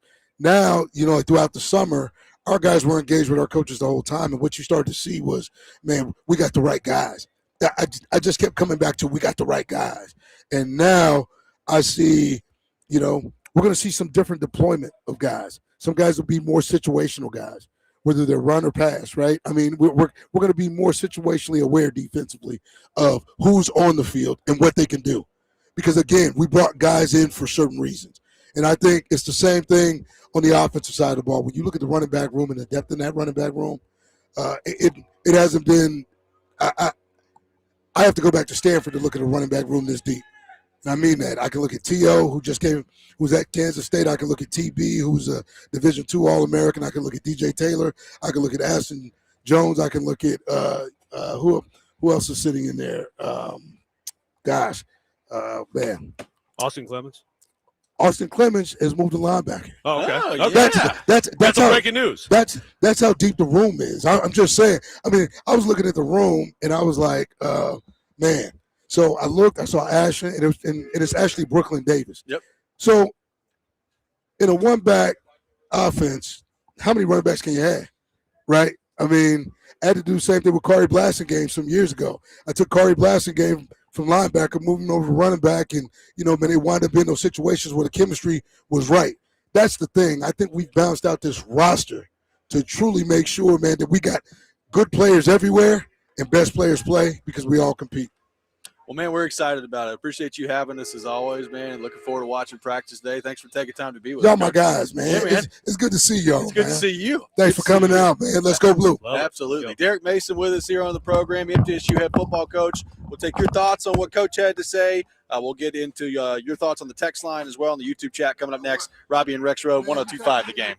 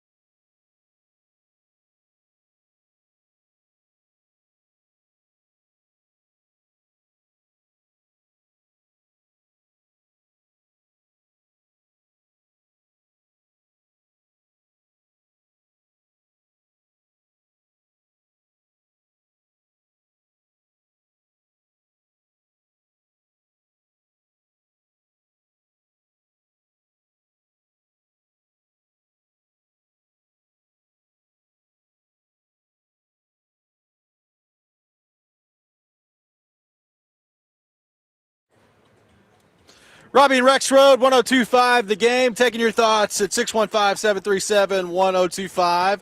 The Rex Rant with Joe Rexrode coming up here at 745. Bruce Feldman from The Athletic will be with us at 8:30 on the program here today, taking your thoughts throughout the show at 615-737-1025. Great to hear from Derek Mason in the last segment, and you can sense the excitement. He's fired up about squad number 3 under his watch here at MTSU. Yeah, I mean, he brought up that that third Vanderbilt team, which was a really good team. Cal Shermer was a quarterback, and of course, not sorry to bring up bad memories for you, Robbie, but Thanks. That Butch team took it on the chin. I was already and, ready to fist fight him at that point, so it's all good. That's right. And that was the first of, I believe, if I'm remembering right, 3 straight. That's Vanderbilt correct. over Tennessee, but it's just so it's interesting. I think did he say 51 of 62 that he's Yes. brought in, that he's retained. So it's like the development to be able to have some continuity over time. Then it is like old school college football, right? Where it's like, okay, he was pointing out some of the guys he has out there who are younger, who put on weight, who are coming on as players. That's great. And that's what it always has been. The difference now is, if you're a group of 6 coaches, it's like, okay, now how do I hide this guy for a year or two? You don't want people coming after. And if they have really highly productive year and they have those traits and measurables, you may be looking at like, this is going to be the last year. I mean, that's kind of like how it goes. I mean, look, a lot of programs at this level are also, I mean, they're kind of selling the. We've sent guys to Bama and Auburn and Georgia. You almost have to lean into it, right? Yeah, a little bit. Yeah, and the idea is that you recruit and retain better than the schools at your level. And I think this team should be able to to be competitive, and especially when you have a quarterback like Gagliano who showed so much promise last year. I mean, 6'3", he said, 239? Yeah, he can move. that's a load. So, if you get obviously that position, as we all know, that can completely change what a team is just if you have high-level play there consistently. Joe, some news and notes in the NFL. Injuries continue to be a story around the NFL. Cade Mays, who Tennessee fans will be familiar with, the Mays family, suffered a wrist injury during practice. He's going to miss, I believe the timeline is 8 to 10 weeks for Cade Mays. So it's not, thankfully, I mean, you're not talking ACL, which seemed to be pretty prevalent in NFL camps so far this year, but a wrist injury for Cade Mays for the Lions is going to keep him out 8 to 10 weeks. Yeah, terrible for him, and they're just cursed. I mean, the Lions are – you can just go ahead and everybody's like the thing people are most excited about with them is like the last place schedule. And it's like, yeah, that's great. But the whole thing was try to rebuild your line. I thought it was a good signing, sign Cade Mays. And now you have this. And so Jared Goff at some point, Jared Goff running for his life is never it's never a pretty thing. It's often not, it's like a duck waddling near the water, but he's probably going to have to be running for his life a lot this year again. Quinnen Williams signs a 3-year deal worth $105.9 million. That's $63.35 guaranteed at signing, $101 in guarantees overall. So big payday for Quinnen Williams of the Dallas Cowboys. 3 years, $105.9 million. That's a hefty chunk of change. That is a hefty chunk of change. The Cowboys have they've done a lot to try to, since losing their great player to your beloved Packers. I mean, they have done a lot to try to bolster that defensive front and try to be a little bit more than a sieve this year. If they can figure it out, then they might actually be pretty good this year. So big defensive tackles making some money this offseason. Yeah. And Jalen Carter signed a 4-year deal. I think his AAV's $38 million. Jeff Simmons obviously was $35.2. Now that puts Quinnen Williams at a little bit more than 30, and I think Chris Jones is at 31.75. So a lot of those guys, 3 of those 4 are signing big deals this offseason. Yeah, it's it's a good time to be a defensive tackle. It's really a good time to be. I mean, it's not even a terrible time to be a running back in the NFL. It's really just kind of a good time to be an NFL player in general. If you're hanging around the NFL, you might fall into some money. I mean, It's not bad work. Darnell Wright got paid just an absolute ton of money last week, right? So, Right tackle. deservedly so. He's a great player, but I'm just saying you do. I mean, I still remember when Matt Stafford made $30 million as a quarterback, and people scandalous. just freaked out. They were like, Scandalous. you guys are paying Matthew Stafford $30 million a year to play quarterback for the Detroit Lions? And just think about that now. Like, if you even throw the football in the same general direction as your receiver as a starter now, you make $30 million. Like, it's amazing. Yeah. Yeah. What is like I'm not totally familiar with like, you know, the AAV, which we talk about really as a hockey term, but Yes. the QB AAV leaders right now in the NFL. Dak's got to be up there, I would assume. Dak's Dak is up there. I mean, Mahomes is $63.1 million. So okay, Mahomes that would be up there. Then Dak at 60, Burrow and Allen and Love and Trevor and Stafford all at 55. Yep. Okay, then you go back down to Goff, Purdy, Herbert, basically 53. So, yeah, and those are the top players. I could argue that, Deshaun Watson's 46. My goodness.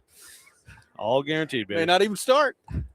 He's willing to resign. That's By the good. way, just for the record, he's willing to resign. I'm glad he put that out there.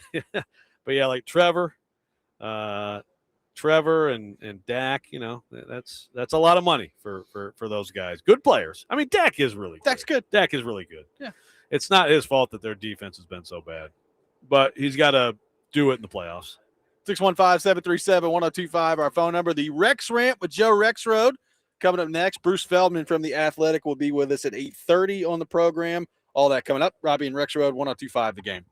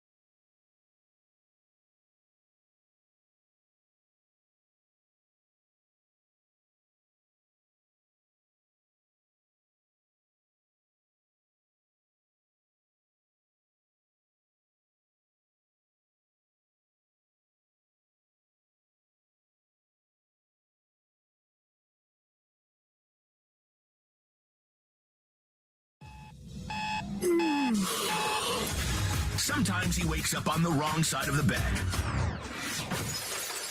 And sometimes he's just, well, Joe. Awkward moment. Let's do it. This is the Rex Rant, now on Robby and Rexrode. Shut your effing mouth. I should have kept my mouth shut. There's no faux outrage. You're outraging me, mother farter. Shut up. Which one of you has gout? I say, that was a hell of a pass. Now, who's responsible? I say, who's responsible for this unwarranted attack on my person? The boneyard. I'm Coach Brian Kelly. Bone for a day. Built to pound. Got to get the blood flowing again down there. Oh, my God. My ass is burning.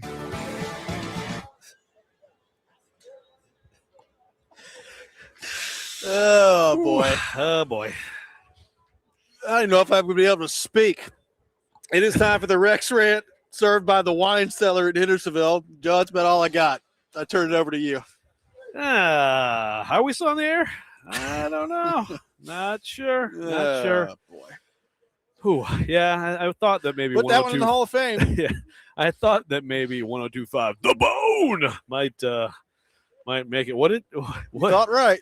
I should read that text. No, I won't read that text. No, let's really. not do that.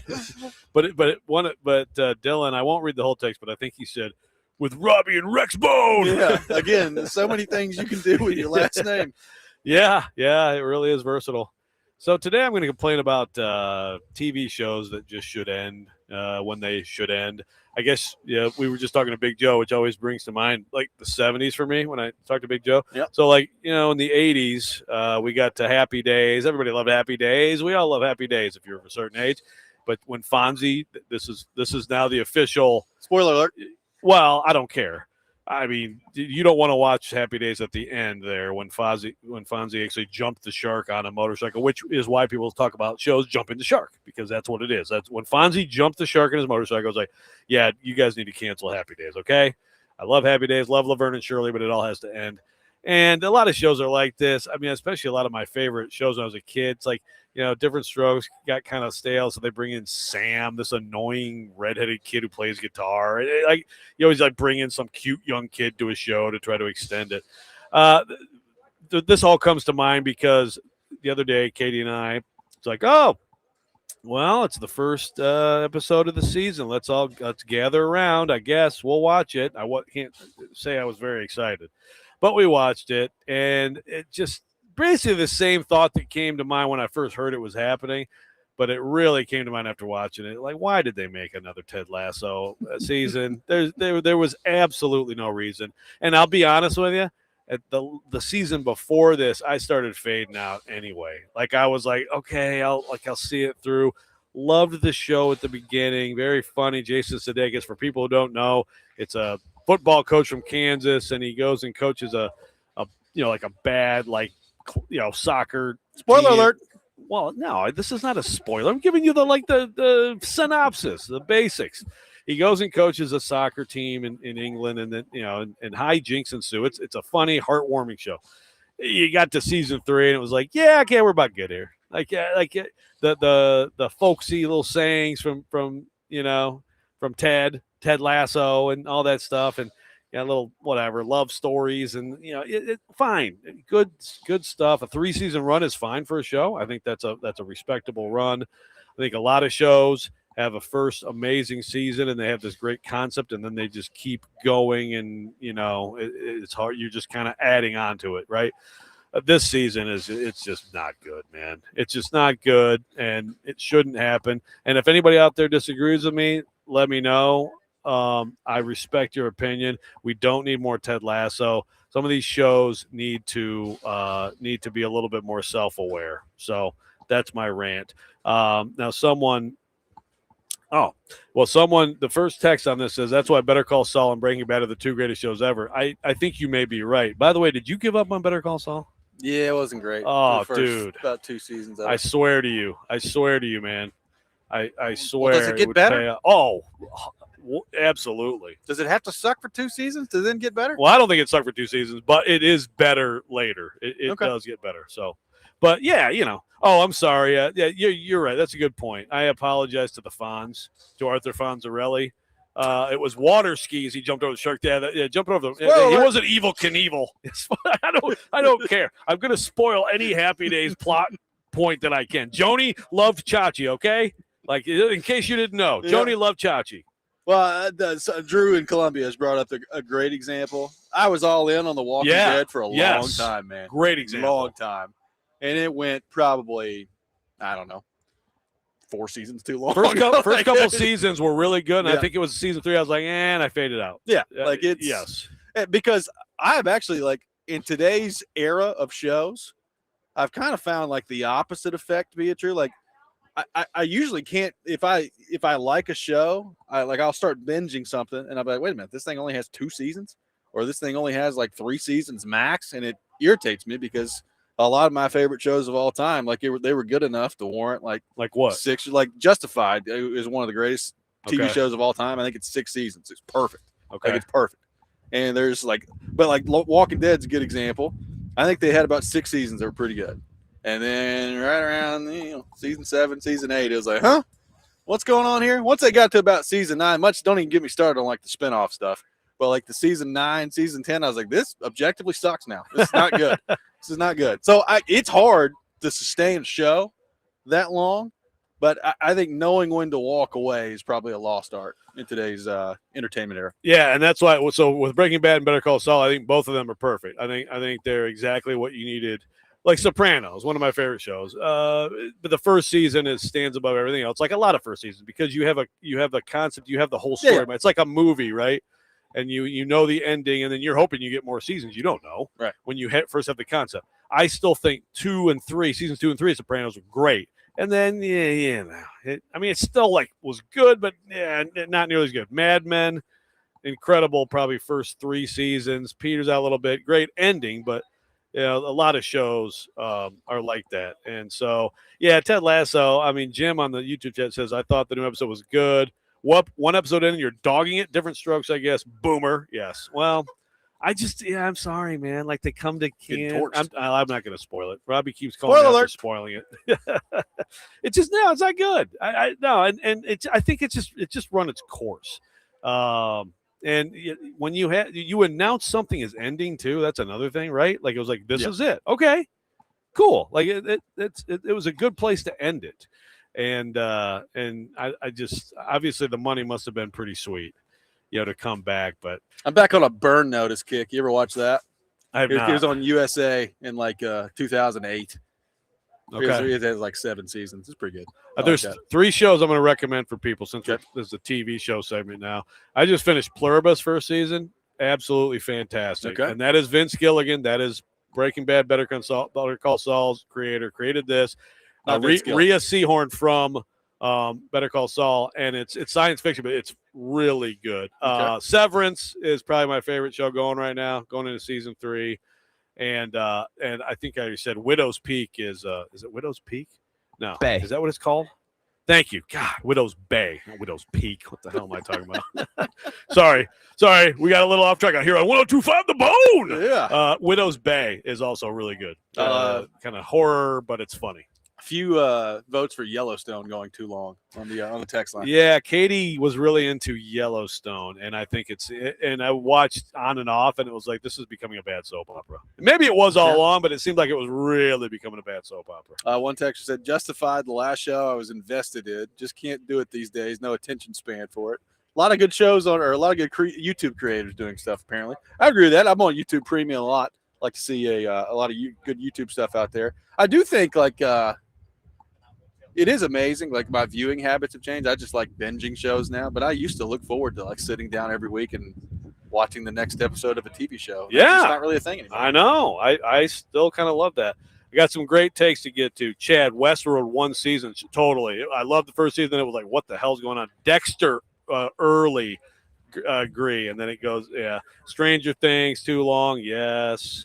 It did. I mean, I saw it through, but yes, I agree. Oh, Lost is another one. I mean, Lost to me, the early are drug on fantastic, and then it's like, okay, let's show us the end and the answer, and then of course they don't actually resolve all these questions. Spoiler alert. You have.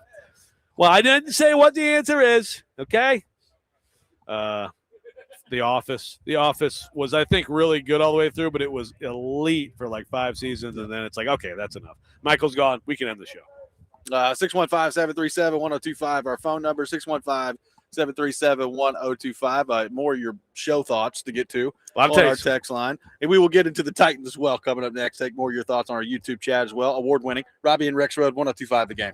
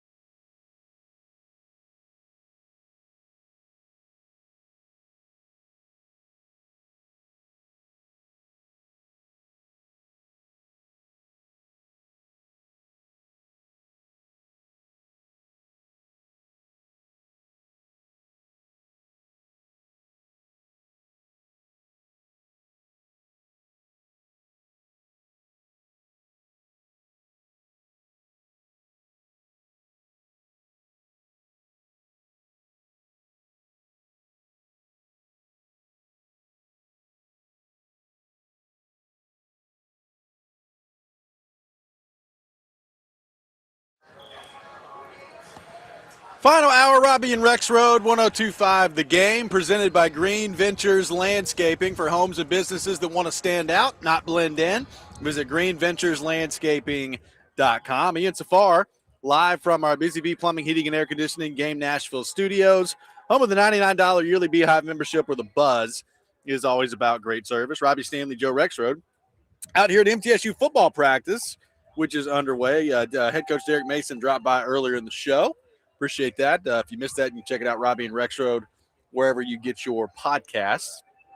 And we will have Bruce Feldman from The Athletic with us here in about 30 minutes. We will get into all things college football, the annual Freaks List with him, which, by the way, spoiler alert, there is a Tennessee player pretty darn high on that Freaks List that we'll get into a little bit later. One we've talked about. One we've talked about recently. Of late. So we will get into that with Bruce a little bit later in the show as well.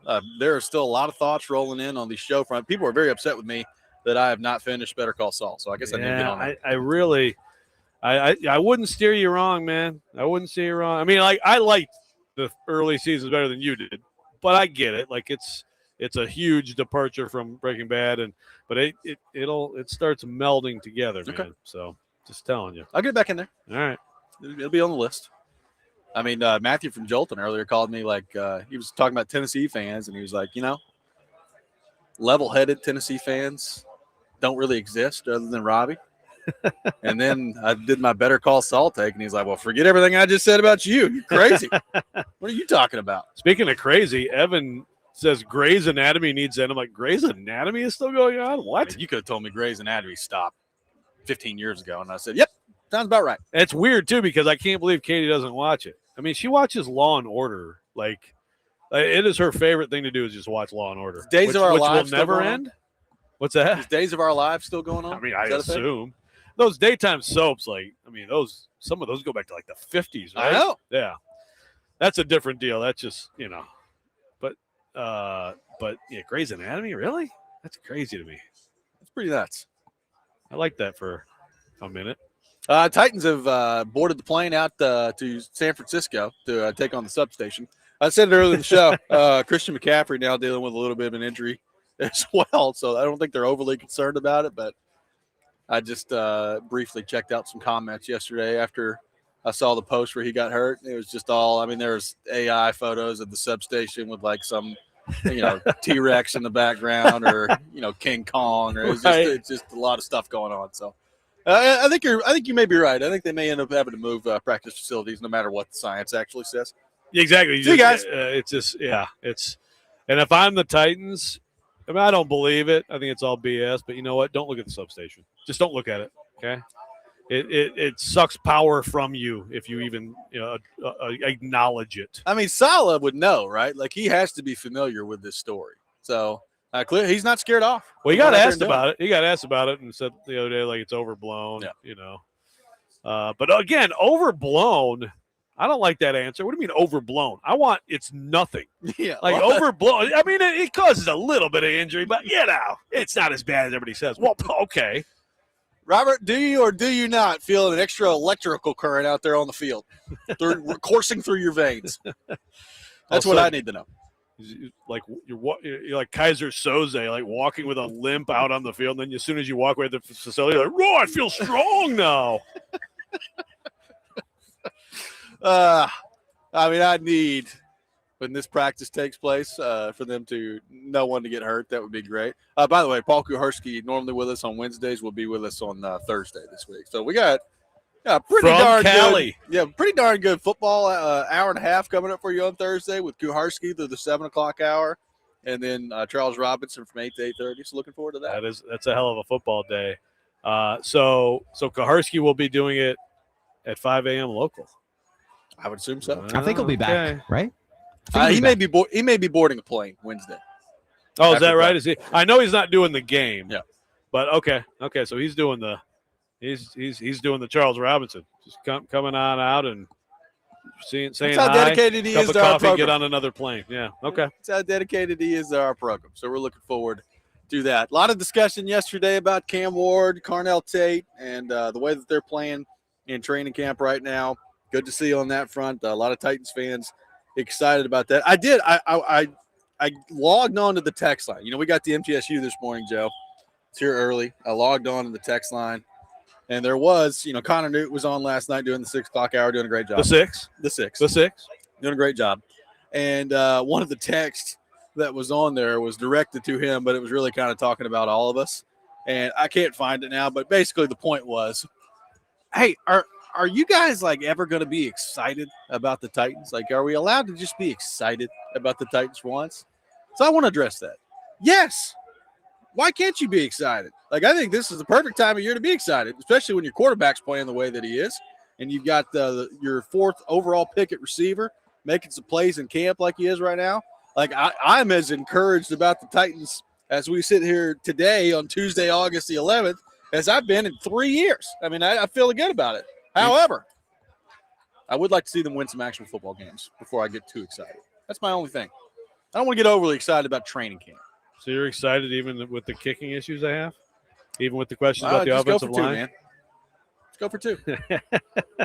No, I think that we've been appropriately optimistic-ish or excited. It is absolutely a great thing to have days that you asked for last week where it's man, Cam Ward carved them up. Carnell Tate is no one can cover him. That's awesome. That is great news. Keep it coming. It's great news as much as it can be now. And I think that when we have bad things that happen and discouraging things, we say the same thing, don't we? Well, again, we're going to find out on Sunday. I feel like we probably brought this up too much over the last 2 years, but it just kind of is what it is. The fact remains they've won 6 games in the last 2 years. So until you change that, that's kind of what you are, right? So I understand that there's a new coaching staff in place and there's now a front office in place that you're feeling pretty good about based on some things that we've seen. But bottom line is there's still a lot left to be determined, and frankly, a lot for this group to prove. And that's Cam Ward, but that's also Robert Saleh, and that's Carnell Tate. There's a lot on the line for these guys in terms of, if you're Cam Ward, proving that you were worthy of number one overall selection. If you're Robert Saleh, proving that you belong as a head coach in the NFL. There should be no shortage of motivation on that front. We talked yesterday about Latham. Who needs to be more motivated than Latham heading into this year, right? From that standpoint, I feel good about it. There's a lot to prove with this group. So are they good enough to go out there and prove it? That's going to be the question. But again, they've won 3 games in each of the last 2 years. You could be as excited as you want to be about training camp. I need to see it pay off in wins when we get out there on the field. Absolutely. The number of people who have that to prove, like you said, Saleh's right at the top. Your coach, your quarterback, and your GM. But of course, the GM at this point, it's sort of the haze in the barn for the GM. But coach, quarterback, GM, right tackle, and plenty of other guys on the roster too. But that's a coach on his second try. Some don't get the second try, and some do pretty well with their. I'm trying to think what was Belichick with the Patriots. I guess technically it was his second try, although he was the Jets coach for a day or something, right? So yes. There's a second try that worked out pretty well. Some of them don't, but a lot of questions about these guys, and it's good to see some positive developments. And this week is another level of discovery for sure. They're just getting out there against a good team, which has injuries. But I think you're still going to see some pretty good players on the other side. Out there. What's that? Purdy will be out there. Yeah, that's right. Purdy will be out there. I do want to point this out to you. Someone pointed this out to me that, and this is unfortunate that you're not on Twitter anymore, but it does have its own account. The electrical substation? At SC Substation. Yep. The electrical substation. It's got 22,000 followers. I'm a new follower of the substation. And, there's a 49ers tweet that says there's a high level of confidence George Kittle will be ready to play in week 1 versus the Rams. And then the substation quote tweets and says, we'll see. We'll see. We'll just see about that. Don't you worry. We got to have fun with it, right? So joint practices today between the Titans and the 49ers. You're talking 10 a.m. to 12:30 p.m. Pacific time. So that would be 12 to 2:30 our time out here today. So I'm sure see some videos and things going on out there at Titans practice today. And again, PK will be back tomorrow and then be in on Thursday on our show to talk about everything that went down at the practice. But, we brought up training camp. It's one thing if you're Cam Ward and you're Carnell Tate when you're going up against, your defense every single day to go out there and make some plays. Now that you're going up against a different team, like this is one of the more meaningful days of training camp today. Like I am very interested to see how Ward and Tate and, all those guys on the offensive side of the ball, but those two specifically perform today in the setting that they're going to be in against the 49ers. Yeah, it means something to do it in team periods. Look, against pretty good corners. But the Titans have I wouldn't say they have great corners, but I'd say they're at least middle of the league, probably. Yeah. Maybe a little better than that. If you ask them, they're the best corner duo in the league. Well, there is that too, depending on who you ask. But to go carry it over and make some big time plays today, that's just building chemistry, building confidence. It's not nothing. Noon to 2:30 today. So we'll see what that looks like for Cam Ward and company as practice gets on. Speaking of practice, so we're sitting here watching practice with MTSU right now. So football is flying around us. We got whistles going off. We got the sounds of football in the air. We'll take your thoughts on the Titans at 615-737-1025. Bruce Feldman with us at 8:30 on the program. All that coming up. Robby and Rexrode, 1025 The Game.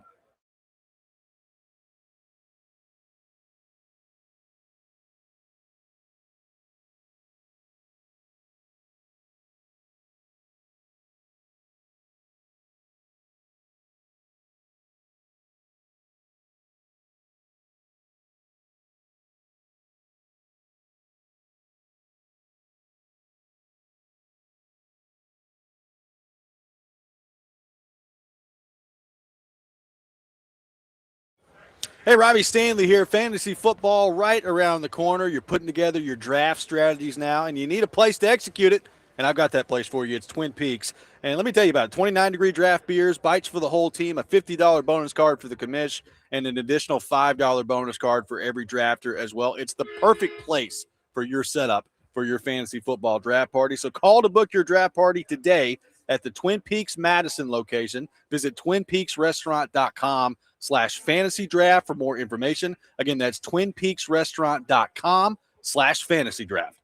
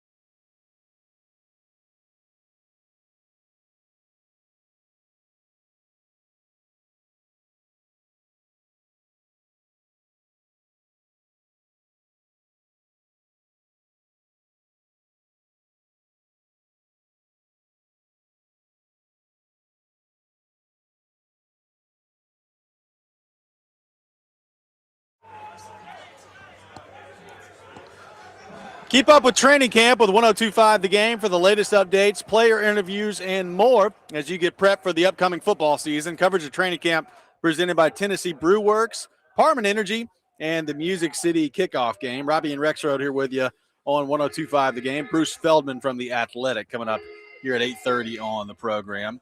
Sean pointing out, hey, someone tell that coach down there to pipe down a little bit with the whistle. Don't they know we're trying to do a radio show?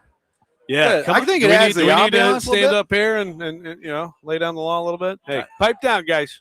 I think you can see Rexrode coming off the edge over there. It might scare him off a little bit. Well, I'm looking for so Coach Derek Mason was telling us about his young edge, 6'7", put on a bunch of weight, kind of out of Memphis, who turning some heads. So I'm kind of trying to watch some of these guys he's telling us about. This is great, man. You can't beat this view. This is actually, to come to a game here too. This platform, and obviously the facility right behind us. You got the Kevin Byard, weight room and the whole. Pretty awesome, man. They've done some good stuff here to help fans and players in the program. They have, no doubt about it. Taking your thoughts at 615-737-1025. Joint practices today between the Titans and the 49ers. And we'll see what comes of that. Outside of the obvious of the Cam Ward, Carnell Tate duo that we've talked a lot about, what are maybe a couple of other things that you're looking forward to, maybe most curious to see as the Titans take on San Francisco in the joint practice? I'm not totally up to speed on who's hurt, excuse me, and who isn't, but just assume they're hurt. Yeah, I mean, typically you face up against 49ers, you're going to have to block some good people. So how does the offensive line hold up in any situation? Is Cardona continuing to, make a push there at right guard? That's a little bit of a position of interest in terms of competition. I saw, Nick Suss from the Tennessean has got his latest 53, and he's got Slater, I think, at least on the bubble, if not on the wrong side of the bubble, but he's certainly on the bubble. And that's a guy who, going into camp, we thought, but it's good to have right guard. It's good to have It's good to have another young guy who's okay. He's rising right now. Problem is a year ago we were talking about Slater, and then now you kind of see where he is. But offensive line, any sort of offensive line development is important. Like you said, Brock Purdy's playing, so the defense is going to get a really good look. Do you see any? In Titans practice, in every practice, and Salah mentioned this too, and I'm glad he did.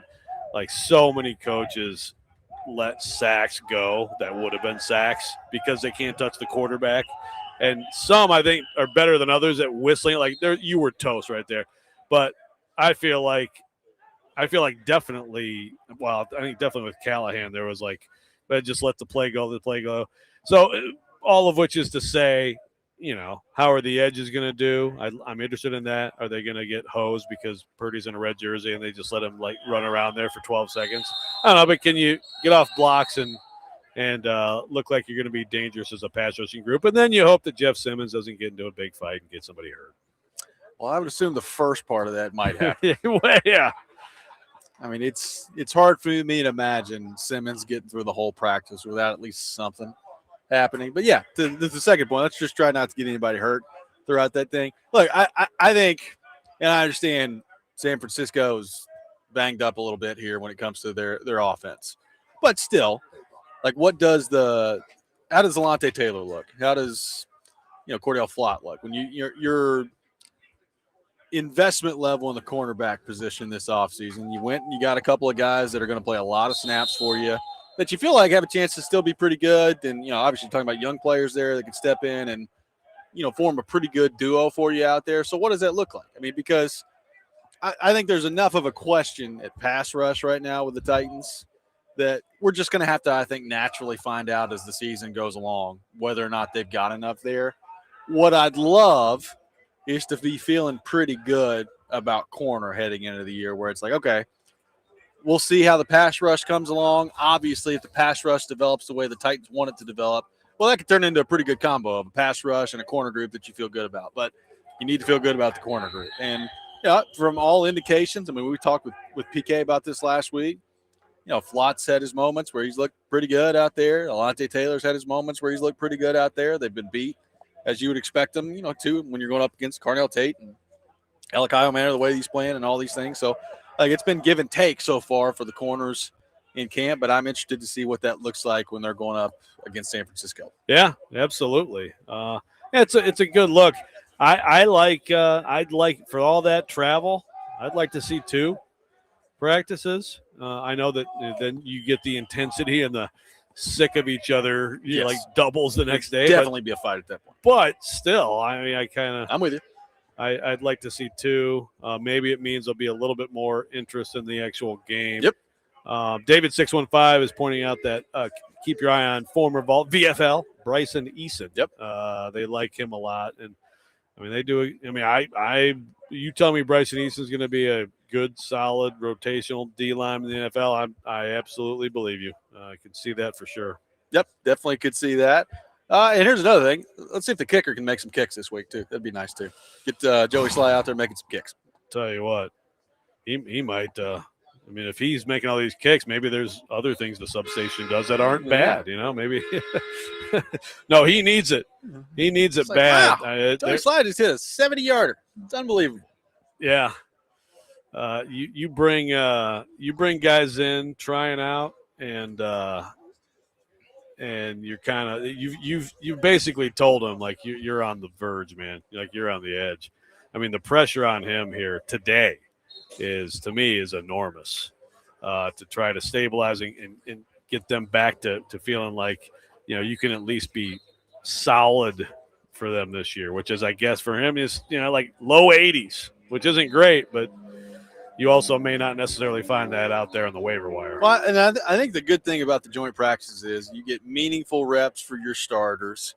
And, we'll see what it means for the preseason game. Like Salas talked about that the guys are going to play in the preseason. Now, you're going through joint practices in every situation, not only against San Francisco, but against Seattle and against Chicago as well. So, I mean, naturally, when you go through the joint practices, the tendency is in the NFL that limits what your starters do in the preseason. And some of it's case by case. Like, frankly, I don't need or really even necessarily want to see Jeffrey Simmons in the preseason game on Thursday. I don't need to see him in the preseason game.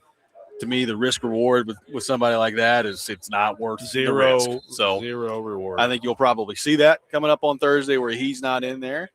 However, the offensive line together as a 5-man unit, I think they need just about as much work as possible. And you don't want to be reckless with it, but that's a situation where this could be a really productive week for guys like that, right? Like you're going through a joint practice situation and you get a preseason game coming up on Thursday where I think they need to play. And I'm not saying they need to play, a whole half or even really a whole quarter, but could you get a series or 2 in of real quality work for those guys on the offensive line?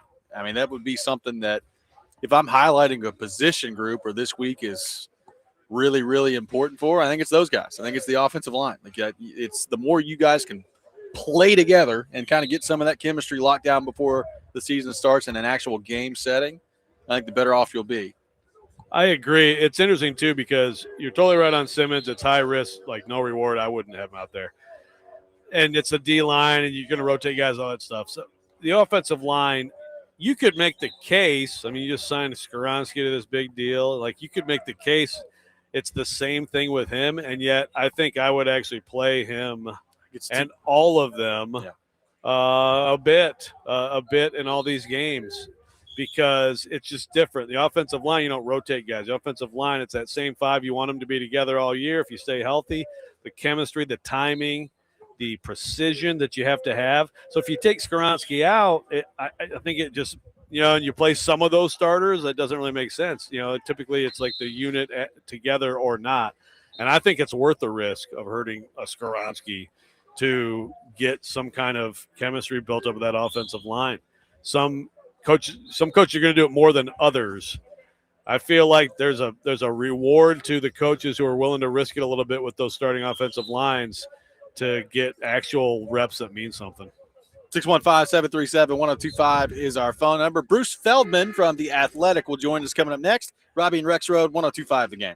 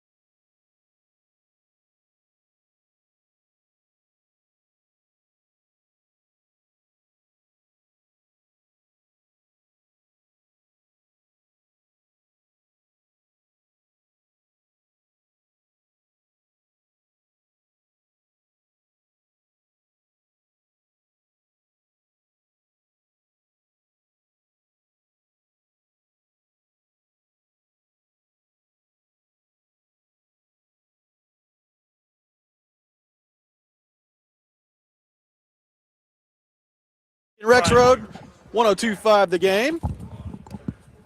Taking your thoughts at 615-737-1025. I hope to be joined by Bruce Feldman come up here in just a few minutes. We will get into the Freaks list with him, which an annual tradition. I mentioned it earlier, Joe, but Arian Carter, pretty high on the Freaks list for Bruce Feldman. I think he was number 6. So pretty good stuff there from Arian Carter. Going to be a very interesting year for him. Number one, I mean, you're going to be missing the first 2 games when you're talking Furman and Georgia Tech coming up there. But a guy that I am very interested to see at the end of the year what the NFL chatter could look like around him, because I think there's some good measurables there. He's played a lot of college football at this point, and he's going to end up playing more and being really important for Tennessee this year. So interested to see what this year does for Arian Carter on the draft front. But I very highly ranked the last couple of years on the Freaks list that Bruce Feldman comes out with, which is always a very interesting read every year, because a lot of these guys that are on this list, Joe, particularly high on this list, end up turning into either really good NFL players or certainly high draft picks. Yeah, it's an awesome list. It's amazing when you read through some of the different things that these guys can do. I mean, Carter's measurables are absurd. You've got the 2 receivers at the top of the list with Jeremiah Smith, which is a surprise to no one. Yeah, surprise to no one. But this year's, I mean, did you see the picture that's in this thing? Yep. With this kid? And that's what I love, the smaller school. It's interesting, too, because Bruce has talked a little bit about this, but, some of the group of 6 kids or even D2, D3 get on this list and stuff like that. And it's like, some of these coaches are like, hey, man, I don't really want my guy to be on your Freaks list because I don't want to tell everybody about my exactly. guy, But I got to find this guy. This is a freaky picture, man. Like, you tell me what the heck this kid has in his hands, because these don't look like – these are not garter snakes, man. It doesn't look like it. I don't know, man. This kid's got a handful of, snakes, 2 handfuls of snakes. It says Andrew Miller, the fullback for Harding University, a D2 powerhouse. Okay, this is okay. This guy is a 4.44 in the 40, a 4.1 shuttle, 10.3 broad, 37.5 vert. Ridiculous. 22 miles an hour, 22.25 on the GPS. One of his biggest hobbies is catching snakes with his bare hands. Like, seriously, you look at this picture. Like cottonmouths. Yeah, right? Like, yeah. I think those are. And what are you doing? One of the biggest hobbies, let's list under the picture, one of the biggest hobbies is jumping into snake-infested rivers and, quote, going to work. What does that mean? How does one develop that hobby?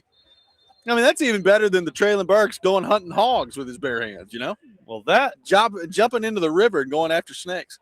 Traylon Burks was hunting with his bare hands. I think we kind of exaggerated. It was with a knife. I think we exaggerated the story into the bare hands. Hunting hogs, fine. Snake infested. You're telling me that you don't ever get bit by a poisonous snake when you do that? I mean, not yet. Or he's got an antidote nearby. I don't know. Maybe they need to bring this dude out to, put a curse on the substation. Yeah. Holy cow. I mean, you talk about somebody I'd never heard of before that now I'll be very interested to watch in college football this year. It would be this guy who jumps into snake-infested waters. Seriously, I need to find some heart.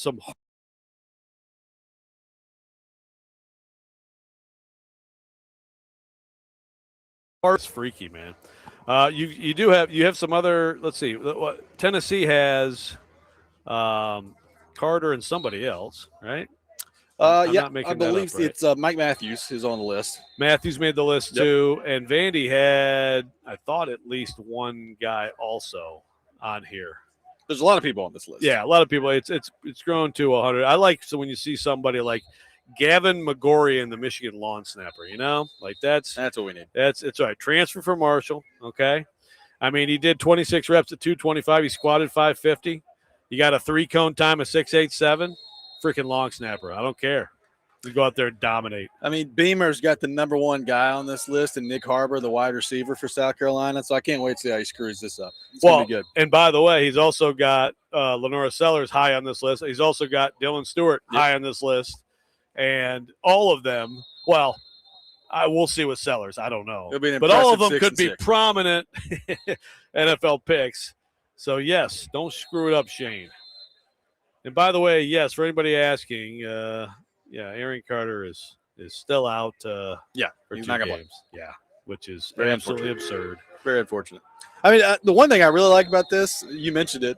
I mean, you've got, Troy on here, Central Arkansas, New Mexico, and then Rice. I mean, it's all over the place in terms of players that are on here. And again, this is Feldman kind of reaching out, doing individual research on all these people here. So that part of it will be interesting to monitor as time goes on here. By the way, former Vanderbilt wide receiver, now Georgia wide receiver, London Humphreys on here, number 32 as well. And you know what? That may have been what I was thinking. It was London Humphreys. Imagine, London Humphreys, who I think is probably due for a big breakout. He's made some big plays at Georgia, but he might be due here for a breakout. And obviously, Vanderbilt would love to have him working with helping young Jared Curtis come along. But that's the trade. London Humphreys, Vandy takes Jared Curtis. There you go. Yeah, I did. There is a Bryce Young on this list too, which I had to double take. I was like, wait a minute, Bryce Young. He's in the National Football League, but different Bryce Young. Plays at Notre Dame, and not quarterback. So there's also that's on here too. But it's a very fascinating thing to keep up with. There was one name that caught my eye that I wondered if he would be on here, and he is, and that would be at number 67. Nico Iamaleava, quarterback at UCLA, which, as Feldman points out in here, I mean, you're talking about size, 6'5", 215, and moves very well. I am, in terms of quarterbacks around the league, around college football, I am maybe as interested, and maybe this is just the Tennessee stuff in me, but as interested in the season he has as anybody else. So with that in mind, let's head to our phone line driven by WilsonCountyHyundai.com. Welcome in Bruce Feldman from The Athletic to the program. Bruce, good morning. How are you? Good morning, guys. Thanks for having me on. Yeah, thanks for taking time to be with us. We're just going over the Freaks list, which we love every year that you put together here at The Athletic. I want to ask you about a local product here in Tennessee with Arian Carter, who comes in at number 6 on your list. Obviously, looks like he's going to be suspended the first 2 games of the year, but very interested to see as the season goes on here, like kind of where he's going to end up in NFL chatter. I mean, you bring up the numbers that he puts together here on the list. It's absurd what he's able to do out there. He's played a lot of college football, but what do you make of kind of Arian Carter and the year that's in front of him for Tennessee coming up? Well, I think he'll be one of the best players, not just in the SEC, but in college football. I mean, he is. I feel like he's actually been a little overlooked for as talented as he is. Obviously Tennessee fans know who he is. But you were talking about a guy who was super explosive. I mean, I think last year we had him 12. This year, like I said, up to number 6. I mean, just a guy who flies around the field, made a lot of plays. Was a team captain last year, good student. I think he's. You could tell why everybody was so irate with the deal like a week ago. I think he's a guy that, he could play himself into, the top, probably 50 picks next year just because of that athleticism. He'll test great. He's almost 240 pounds, really, really smart guy. He kind of flies a little below the radar nationally, I think, but, I think he's about as good as there is in the SEC as a linebacker. Well, Bruce, I want to go to what Robby was just talking about, a former Vol out your way, Nico Iamaleava, of course, at UCLA. Rough start last year, kind of came on late. Now you have a coaching change. And maybe people don't realize what a freak he is, but like you right here, he played volleyball. You're talking about a 40-inch vert. You're talking about a 1.48, 10, a 4.57, 40. Just a ridiculous athlete and just some of the things he can do at 6'5". It's just not what you're used to seeing. So first of all, the freakiness of him, but also what do you think is in store for him because he has the tools, I think, to be really of high interest in the NFL. What do you think's in store for him this season with the Bruins? They're kind of a wild card, out here on the West Coast. And Bob Chesney, the new coach, was at Holy Cross and then did well at James Madison. Not a West Coast guy at all. Most of his staff isn't either, but they have really hit the ground running and impressed people with how they're kind of handling everything. They're just the positive energy. And I think it'll bode well for Nico, because it's not like he's surrounded with, a ton of talent. I think that, they feel like their run game is a little better. If you look at what he did last year when they upset Penn State, it was actually at the first top 10 win they'd had in like 15 years. He ran for like 150, threw for like 150. He is, when he's good, he is really fun to watch. It's the consistency. Obviously the off season last year was kind of a mess with all the drama off the field, and the UCLA was a mess. I mean, it wasn't just the head coach who got, run out of there after like the first month. The offensive coordinator got let go. It was just disarray for a guy who'd already had some disarray, right? It was kind of a crazy off season. There's definitely high level talent there. I think you need to see A, more consistency, B, can he be more accurate with the football? But he's a really interesting talent because, as we're talking about, 6'5", former like high level volleyball kid who can really run. He's very smooth. There's some impressive throws. It's just, can we see it consistently? I mean, I think if you're UCLA after how bad they were last year, I think if they can get to 6 wins and get to a bowl game, that would be people would get really excited around Westwood for that. I know it doesn't sound like much, but just because the program has been really spinning its wheels for like the last couple of years. So, Bruce, I'm looking at South Carolina, and between Harbor, Stewart, and Sellers, I'm thinking they ought to have a pretty good year based on the talent they've got available to them on the roster. They're 4-8 last year with that group. So what do you make of kind of the talent that Shane Beamer has at his disposal here? Yeah, I think the biggest thing Shane Beamer's done well is they have won big recruiting battles, and they got some high-level talent.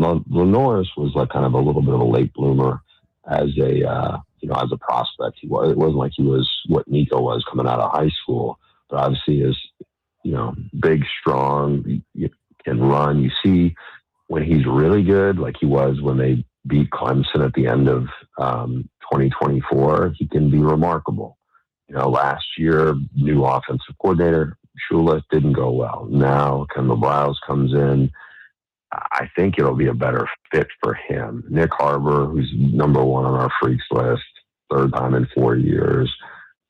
There's nobody quite like him. I mean, it's crazy because he is an inch taller than Calvin Johnson and even faster. I'm not saying he's going to be as good a wide receiver because obviously Calvin Johnson's a Hall of Famer. Nick Harbor right now has just been pretty good. He's really raw. And obviously, Dylan Stewart is one of the best defensive players in college football. If this was a 3-on-3 game, South Carolina would be really good. I think that it's just been really up and really down. I think a lot of that has been finding the right offensive coordinator. Like they were pretty good 2 years ago. They go 9-3 in the regular season. Last year, just felt like almost everything that could go wrong did. Again, I give credit to Shane Beamer in this. They've swung in some big recruiting battles and won them. I remember being at a Michigan-Maryland game that we had for Big Noon, and Nick Harbor was at that game, and I remember talking to one of the coaches there, on the Maryland side, and he was like, yeah, this is going to come down to a Michigan-Maryland battle for that kid. And, didn't know if he was going to be a defensive end or if he was going to be a receiver. I mean, he was like, way bigger than I had expected. Obviously a 10-100 guy, crazy fast. Well, he didn't go to Michigan or to Maryland. Obviously, he ended up at South Carolina. And the fact that, they have this talent in spots, I think people are going, they got to be better than 4-8. So question is, can they get to 7 wins? I think they're good enough to do that. It just depends really, what Lenoris is showing up. Is Lenoris from 2024? Or is it the Lenoris last year who just felt like he was, just a little bit off and maybe almost trying to do too much, and didn't have a system that fit him. Because I think South Carolina's definitely got some high level talent in spots. It's just, I could add a fourth freak guy. Jacarius Peak is one of the more athletic offensive linemen. He's a transfer from NC State. Health wise, I don't think he was 100% this off season. So we didn't have him, but it just kind of shows the high level talent they have, or high level athleticism. But where is it going to, how is this going to translate on the field in 2026 for a coach who's got some pressure on him right now? Last thing for you, Bruce. I love, especially when we get into some of the D2 and D3 kids. Andrew Miller, fullback, Harding University. Awesome to see. He's at number 92 on the list. But my God, this picture is terrifying. He's got two handfuls of snakes, and again, we are not snake experts. It looks like some of those are poisonous snakes, possibly. Has he ever been bitten doing these, like jumping into the waters to catch snakes? That is a great question. I don't know the answer to that, but I think we'll find out. I think we're going to have a bigger story on him down the road with one of our colleagues, Joe. Nice. So it's funny because when I sent that one in, when we were kind of like a piecemeal editing process, and he's arguably the best player in D2. He had like 28 touchdowns.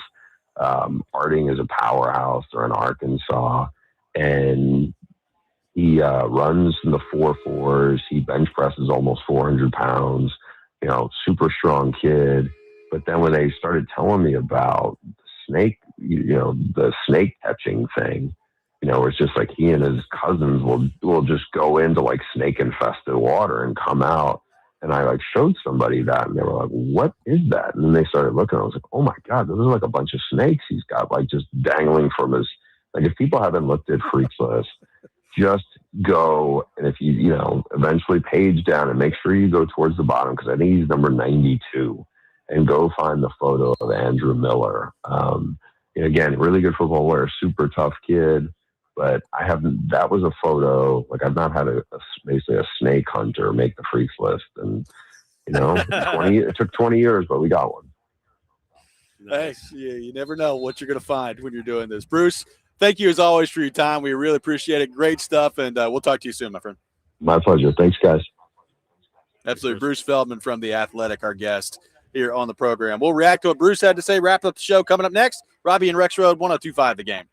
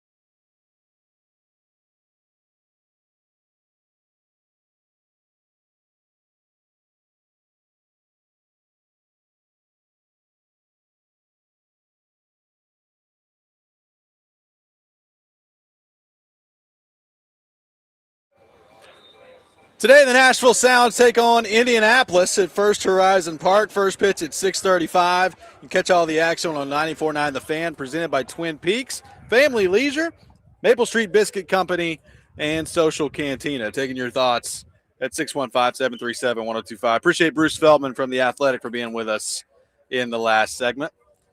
You going to go hunt for any snakes today in the river? You leaving that one alone? Yeah, no. That's probably my top fear in the entire world. It's either like claustrophobia or snakes. Like being in a tight space with snakes would be pretty much I think mine Shane hell. Beamer being good.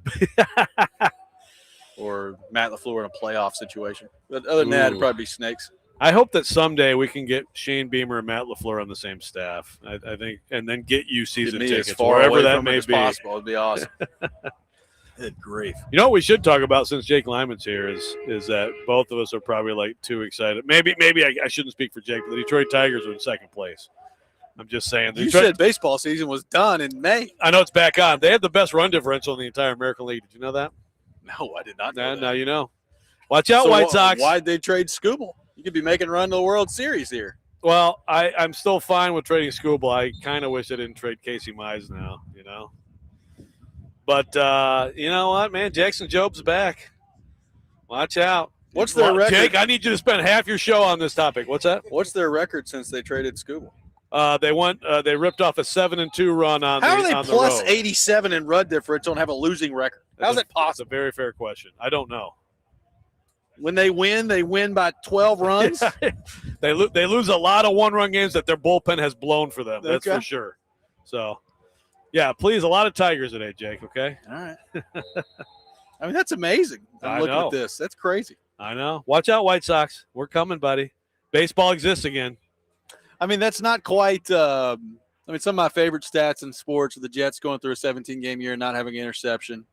Remember that year the Chargers were the number one team on offense and the number one team on defense and missed the playoffs? That was maybe my favorite stat of all time. No, I They're don't. 9-7. They had the number one offense and the number one defense in the league. Missed playoffs. What era are we talking? We talking like Phillip Rivers? Yeah. Yeah. Wow. The Chargers are weird like that. They have all these awesome things, but then it never amounts to anything. I know. I mean, Dan Fouts should be like known as the GOAT instead of whoever. What's his name? You know, it just bomb trading. Yeah. No defense, man. Yeah. No defense when they had Dan. Fouts. Friend of the show, Dan Fouts. That's right. I think it's about time to get him back on. You know, might be. It's time to circle back around. By the way, what's going on here? Oh, okay. Like you were talking and I was just frozen on the screen. Sorry to the viewers. My big face like really close too. Well, put this last segment in the Hall of Fame. That's going to do it for us today. 1025 the bone! The program. Hope everybody has a wonderful rest of their day. Next man up with Jake Lyman coming up next. You're listening to 102.5 The Game.